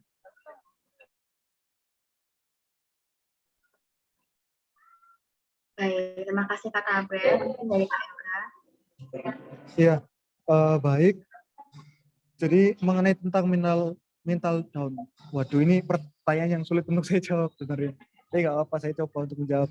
Karena berkaitan dengan mental itu tentunya kita itu nggak bisa untuk melihat dari satu orang dengan orang yang lainnya itu sama gitu. Takutnya nanti malah menyinggung atau seperti apa gitu. Tapi mungkin saya berusaha untuk menjawab dengan aman. Iya, jadi saya punya pengalaman yang ya bagi saya juga itu membuat saya berubah semuanya seperti itu. Yaitu ketika di 2017 saya berusaha untuk masuk di dalam perkuliahan, tetapi saat itu saya masuk di dalam jurusan yang mungkin bagi saya tidak cocok. Akhirnya saya berhenti untuk berkuliah pada jurusan tersebut dan saya mengikuti SBM di tahun 2018 gitu. Mungkin saya sama dengan Mas ini ya, Mas yang pemateri yang satunya kayak gitu. Nah, hal itu akhirnya membuat saya benar-benar memikirkan bagaimana kegagalan tadi. Dan dari kegagalan-kegagalan itu, dan ditambah lagi saat saya sudah masuk, terus menghadapi kegagalan-kegagalan yang baru. Gitu. Akhirnya dari sana saya lebih not feeling gitu, dalam melihat sesuatu. Jadi saya nggak pernah ketika sudah memutuskan suatu hal itu, menggunakan oh ya perasaan yang benar-benar di sana gitu. Jadi ketika saya nggak masuk, ya udah gitu. Mungkin ada yang salah dari saya yang harus saya perbaiki gitu. Saya lebih ke sana gitu. Jadi ke hal yang sifatnya konstruktif ketimbang saya berlarut-larut dalam kesedihan saya yang akhirnya juga tidak membangun saya sama sekali gitu. Jadi lebih baik saya selalu menggunakan mindset ketika saya gagal, oh ya ada yang salah dari saya dan harus saya perbaiki secepatnya. Seperti itu sih. Mungkin. Terima kasih. Baik, terima kasih Kak Tabet dan juga Kak Yoga atas jawabannya. Jadi berdasarkan apa yang disampaikan oleh kedua pemateri tadi, bahwasanya kita nggak apa-apa ada di fase mental down ya teman-teman, tapi jangan berlarut-larut. Kita harus segera bangkit karena memang mental down ini bisa jadi lingkaran setan ya. Kalau misalnya teman-teman nggak segera bangkit, teman-teman terlalu berlarut akan buruk juga ke depannya seperti itu. Nah, kemudian ini ada pertanyaan lagi dari Muhammad Fahdani. Ini mungkin pertanyaannya ditujukan kepada Kak Yoga ya. Kak, saya mau bertanya, apakah jika mengikuti 2 UKM dan BEM masih bisa mencalonkan diri menjadi ketua BEM?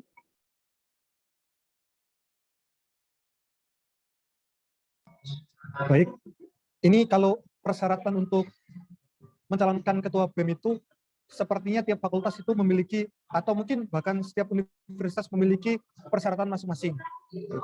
Tapi saya yakin ketika teman-teman ini punya misalnya 2 UKM itu tadi itu nggak mungkin akan menggugurkan teman-teman dalam calonan seperti itu sih. Karena biasanya itu yang jadi patokan untuk pencalonan itu IPK, terus kalau di UNER itu ada LKMM atau latihan kepemimpinan dan keterampilan mahasiswa kalau salah. Latihan manajemen itu manajemen kepemimpinan itu yang wajib, 2 hal itu yang wajib kayak gitu.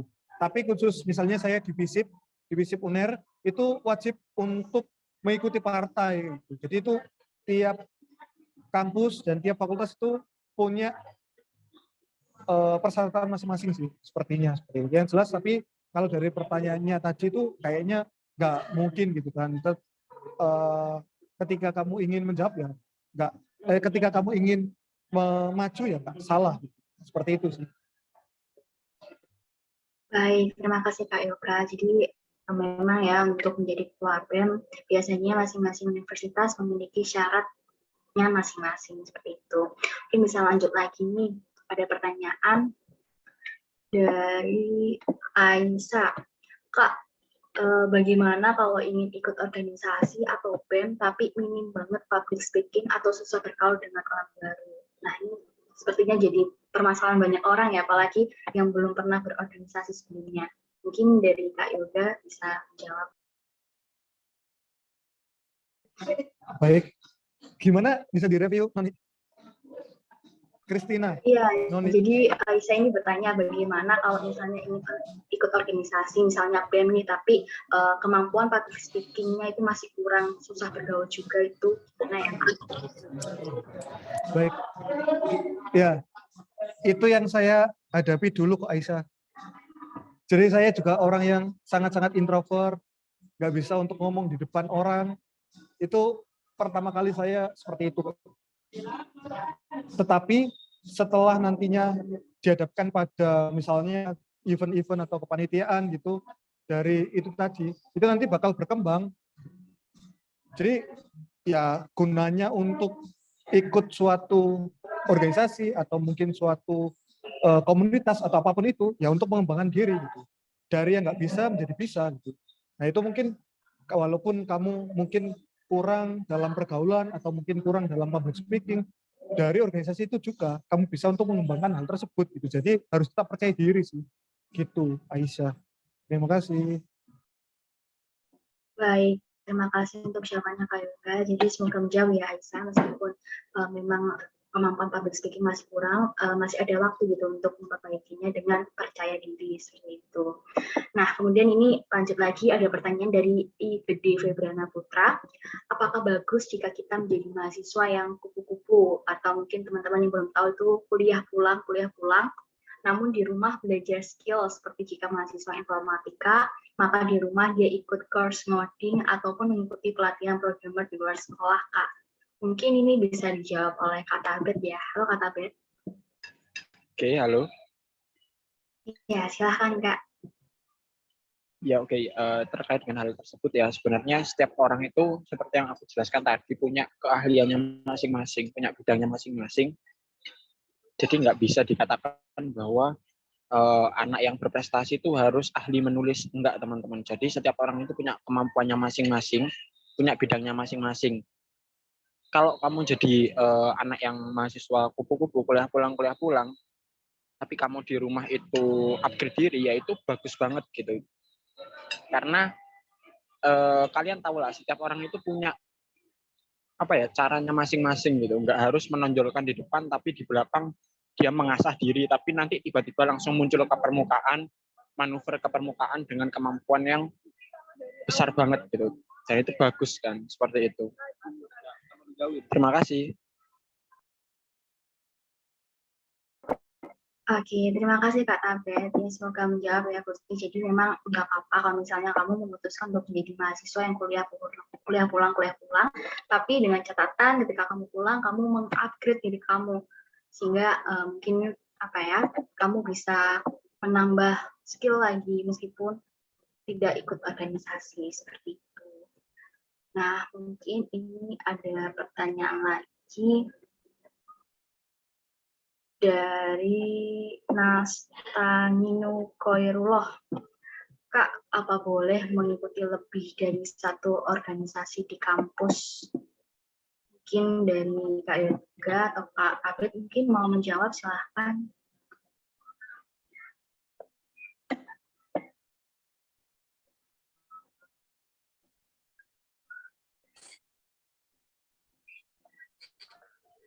Oke, Kak Yoga dulu mungkin ya, nanti aku tambahkan ya. Oke, Kak Yoga silahkan.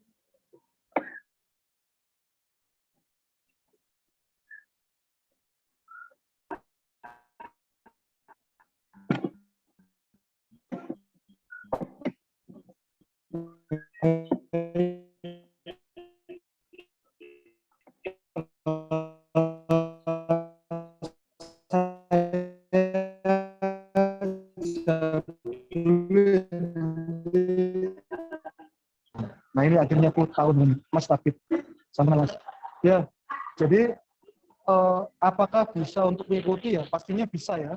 Tapi nggak tahu untuk ya tadi kembali lagi punya ada seperti itu. Tapi kalau pengalaman saya sendiri itu dulu juga misalnya ikut di band, terus juga ikut SKI gitu.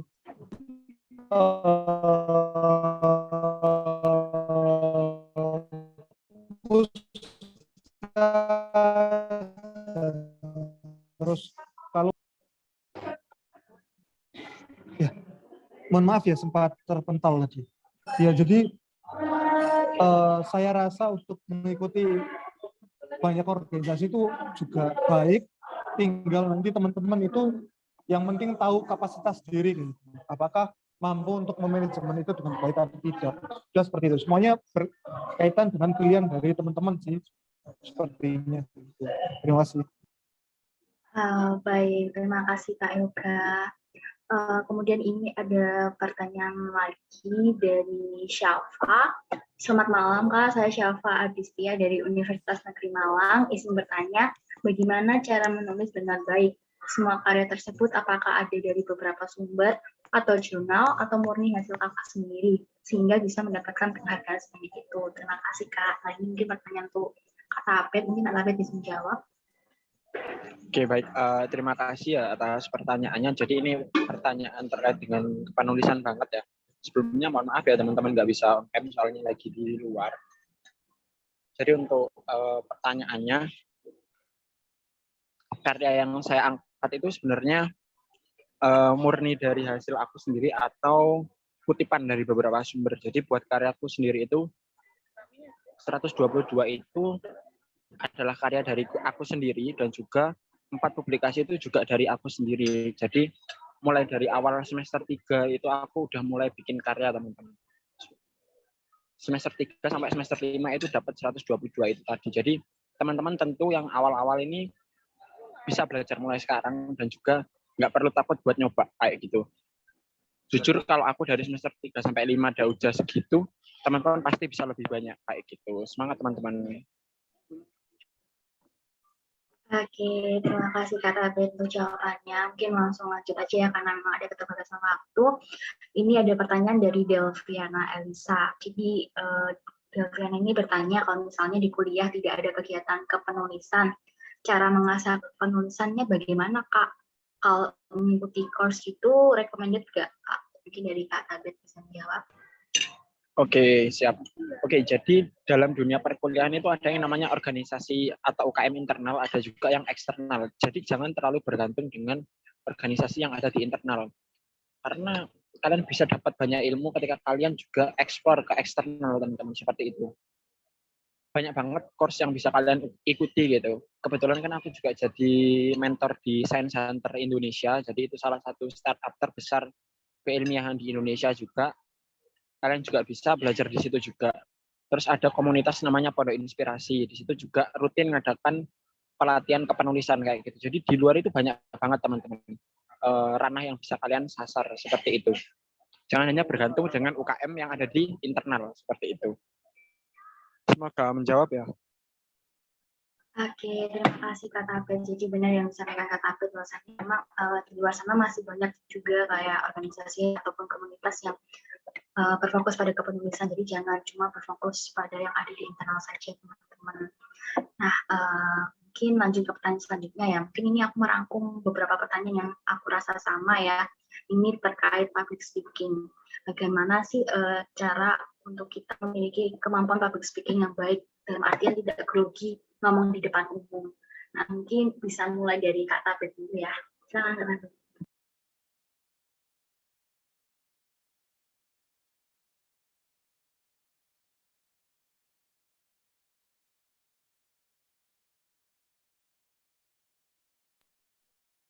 Halo, Kak Tabet.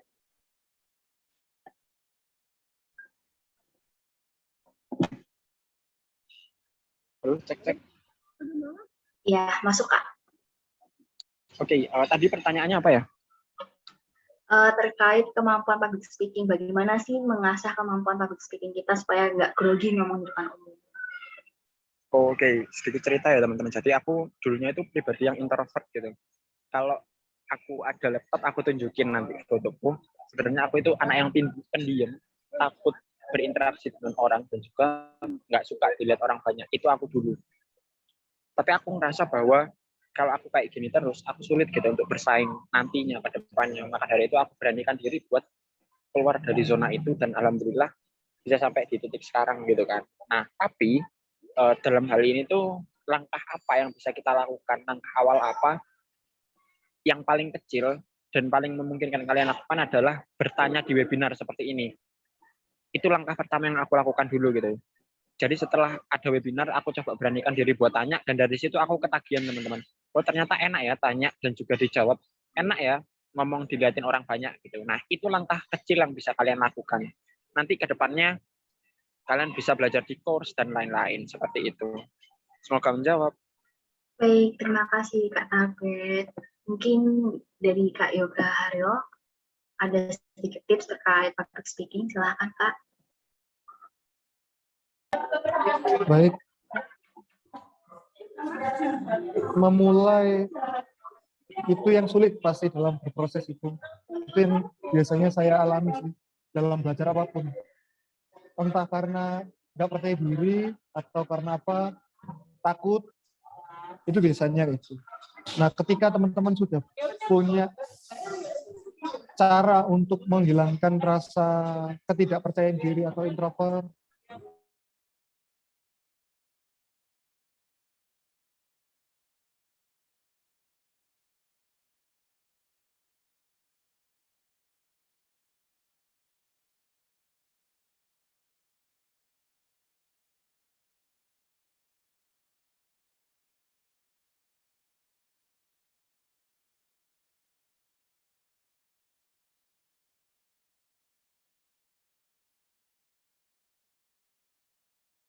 Itu yang dulu sering saya lakukan. Dari sana itu akhirnya bisa untuk merangkai kata, bisa untuk membuat kalimat yang baik. Dan itu juga akhirnya ketika kita sudah keluar dari rasa ketakutan tadi, itu bakal mantap untuk public speaking. Gitu. Biasanya kalau misalnya motivator di SMA ya, ngomong di depan kaca kayak gitu, nah itu bisa menjadi salah satu alternatif pilihan lah untuk teman-teman itu belajar gitu, ngomong sendiri di depan kaca, atau mungkin udah menyiapkan draft dalam sebelum menyampaikan suatu pandangan kayak gitu. Itu biasanya sering yang saya temui dari teman-teman di sekitaran saya. Terima kasih. Baik, terima kasih Kak Yoga. Mungkin aku sedikit merangkum ya dari Kak Tapit dan Kak Yoga. Jadi salah satu kunci untuk bisa berpublic speaking, berbicara di depan umum adalah melawan rasa takut. Jadi teman-teman jangan takut untuk berbicara di depan banyak orang.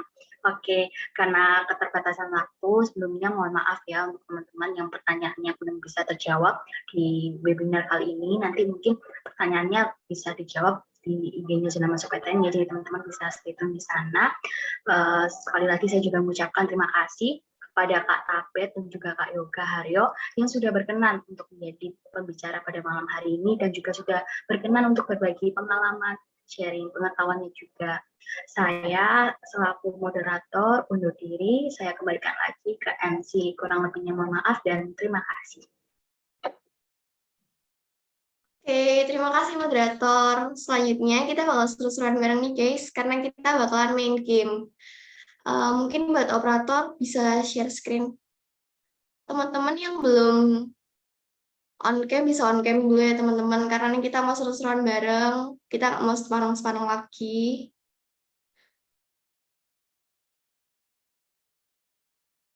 Oke, udah share screen. Oke, bisa di start. Mungkin udah siap belum nih teman-teman? Udah siap lah ya, masa belum siap? Oke, boleh share screen Kak. Boleh di start Kak. Oke, ini rules-nya terdapat beberapa soal untuk tebak gambar yang akan diberikan. Lalu peserta dapat menggunakan fitur raise hand. Jadi nanti kalian kalau misal tahu jawabannya bisa langsung, oh ya nggak apa-apa off cam. Kalian tuh yang tahu jawabannya bisa langsung raise hand. Terus nanti aku yang pilih ya teman-teman. Oke, nanti aku bacain nama kalian, baru kalian bisa on mic. Lanjut Kak. Nah nih pertanyaan yang pertama. Soal yang pertama, ada yang bisa jawab nggak? Semua teman-teman. Udah malam nih, nggak boleh ngantuk. Oh, ini ada nih peserta. Febrianti. Febrianti boleh langsung jawab. Tak tahu arah jalan pulang. Yakin nggak nih? Yakin nggak nih?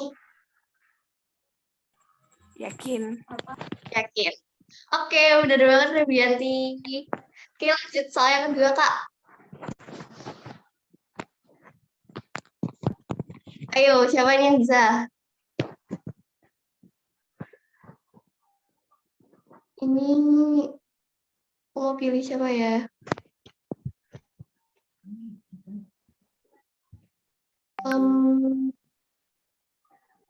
Sylvia Rizkyanti coba. Calon penari. Coba Kak bisa di next, bener nggak ini jawaban dari Rizky tadi? Oke, bener banget, keren banget ya kalian walaupun malam-malam ini tapi kalian tetap bisa jawab, mantap banget sih. Lanjut Kak, lanjut. Nah, ayo, dia agak susah sih, agak panjang, tapi pasti bisa lah kalian. Oke, mana nih? 11 korban. Siapa itu dia ngomong? Aku mau pilih siapa ya? Sofia Laina. Sofia mungkin bisa on.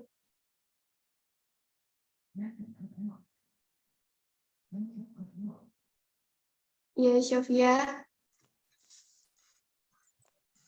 11 korban. Iya. 11 korban apa nih? Korban apa nih? Ayo. Kebakaran. Iya, bener banget. Keren banget kalian, sumpah. Walaupun kalian semangat banget, guys. Coba di next lagi, Kak. Iya, bener.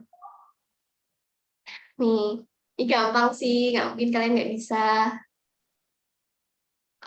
Siapa ya yang belum? Rini Yunita mungkin. Boleh langsung on mic. Kucing belang. Coba bener nggak nih, Kak?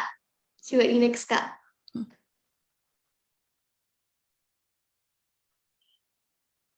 Iya, bener banget. Gila sih kalian. Walaupun malam masih semangat semua ya, guys. Lanjut, Kak. Lanjut, Kak. Masih banyak semangat-semangat nih. Oke, lanjut, guys. Sabrina Kairunisa. Adu Sabrina, domba. boleh. Ih, gila, mantep banget. Coba, Kak. Di next, Kak. Bener nggak nih? Iya, bener banget. Keren banget kalian, guys. Lanjut, Kak. Lanjut, Kak.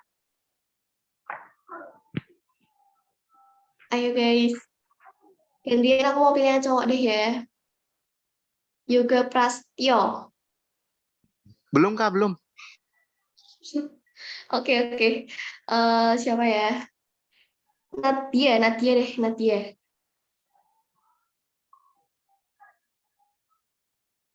Kak, Yoga udah, Kak. Oh iya, ya boleh, yoga boleh yoga. Cagar budaya. Iya, betul sekali. Coba bener nggak nih, Kak? Di next, Kak, boleh di next. Iya, bener banget yoga. Oke, lanjut lagi soal berikutnya. Ayo, ini agak panjang sih. Tapi nggak panjang banget sih, salah kalian. Ayo, siapa nih, guys? Aku mau pilih yang cowok. Oh, nggak ada ya. Lalu jihad. Atraksi sirkus, Kak. Coba Kak di next, Kak. Bener nggak nih jawabannya dari lalu jihad? Iya, bener banget. Lanjut, Kak. Gimana? Oke, ini agak panjang, guys. Lumayan menguras otak ya ini ya. Ayo, siapa nih aku mau pilih? Siapa ya yang belum jawab? Adelia Nima. Bentar, Kak. Belum. Oh, belum. Yang bisa jawab langsung on mic aja, nggak apa-apa. Agak panjang soalnya, jadi kalau misal dipilih susah. Saya, Kak. Oke, siapa itu tadi? Saya, Kak. Oh iya, coba jawab langsung aja. Supir mobil meninja sedang makan daging. Bisa ulangin nggak tadi? Agak putus-putus di aku. Supir apa? Supir mobil tinja sedang makan daging. Ayo Kak, coba Kak di next nih Kak, bener nggak Kak? Ceng. Iya, bener banget, keren banget tadi Ruben ya kalau nggak salah yang jawab ya. Keren banget Ruben. Lanjut lagi nih, dua soal terakhir.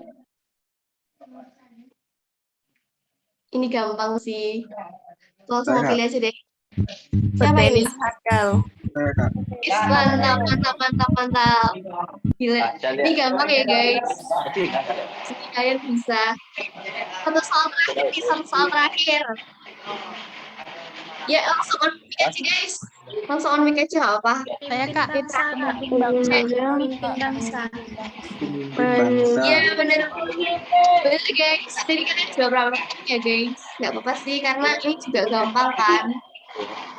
Jadi kalian pasti bisa lah guys. Oke, udah selesai belum nih Kak? Coba Kak di next.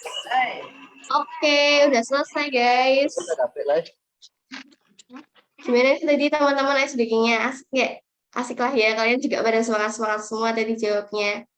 Terus dari kalian juga keren banget tuh, walaupun udah malam nih guys, kalian tetap bisa jawab.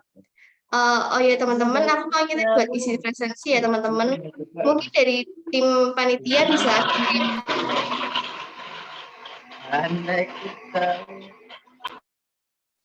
Mungkin dari tim panitia bisa kirim ini ya linknya. Udah ya. Bisa diisi ya teman-teman, buat dapetin sertifikat harus isi link presensi itu ya teman-teman. Kasih waktu 3 menit deh buat isi link presensi ya.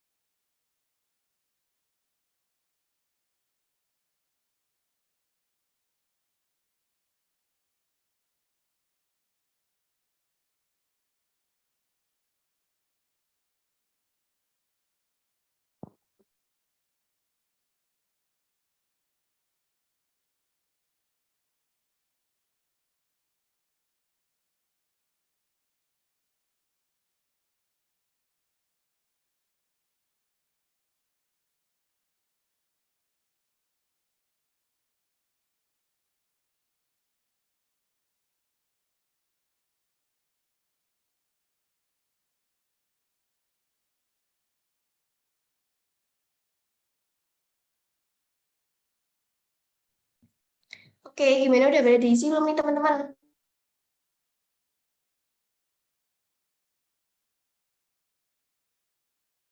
Kalau udah, kita mau foto-foto dulu nih teman-teman. Untuk operator mungkin bisa bantu nge-screenshot sama ngitung 1, 2, 3 ya. Kalian bisa on cam dulu nih. Sambil ngisi presensi bisa on cam dulu nih. Biar wajah-wajah cantik dan gantengnya kelihatan.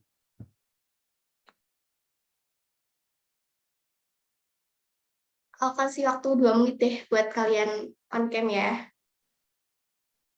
Ayo teman-teman on cam. Bentar aja kok, cuma buat foto. Habis itu off cam lagi gak apa-apa. Ini juga udah mau selesai kok.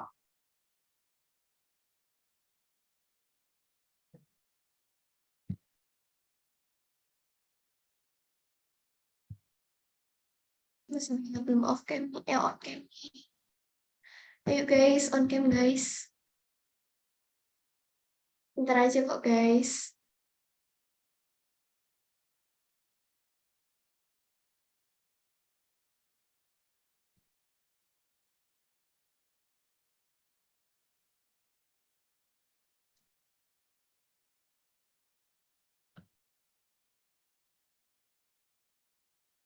Yuk yang bisa on cam yuk. Bentar aja kok. Cuma buat foto. Oke, mungkin tunggu 1 menit lagi kali ya. Siapa tahu ada yang masih siap-siap.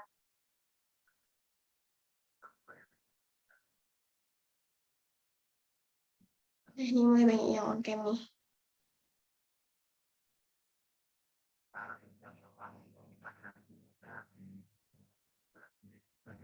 Buat operator mungkin boleh mandu ini sesi foto bersama. Oke, semuanya bisa on cam ya mungkin biar kita mulai sesi foto bersamanya. Ini mau ditunggu lagi nggak Kak atau kita langsung aja? Oh ini kayaknya udah banyak yang on cam sih Kak. Langsung aja nggak apa-apa. Oke, langsung aja ya. Ini ada 5 slide, jadi tahan-tahan gayanya ya sampai slide kelima. 1, 2, 3. Ya ulang lagi yuk. 1, 2, 3. Oke. Ayo lagi nih slide kedua. 1, 2, 3. Ayo lagi. 1, 2, 3. Slide keempat, 1, 2, 3. Nah, ini slide terakhir yang 1, 2, 3. Oke, sudah selesai Kak. Saya kembalikan ke MC. Terima kasih. Oke, nanti mungkin fotonya bisa di-share ke grup ya Kak. Oke, saat ini kita sudah tiba di penghujung acara pada malam hari ini. Semoga webinar pada malam hari ini bisa membantu teman-teman semua dalam mempersiapkan diri ke PTN impian masing-masing dan membantu mahasiswa baru dalam beradaptasi dengan lingkungan kampus. Sebagai penutup acara, kita akhiri dengan berdoa. Berdoa dipersilakan.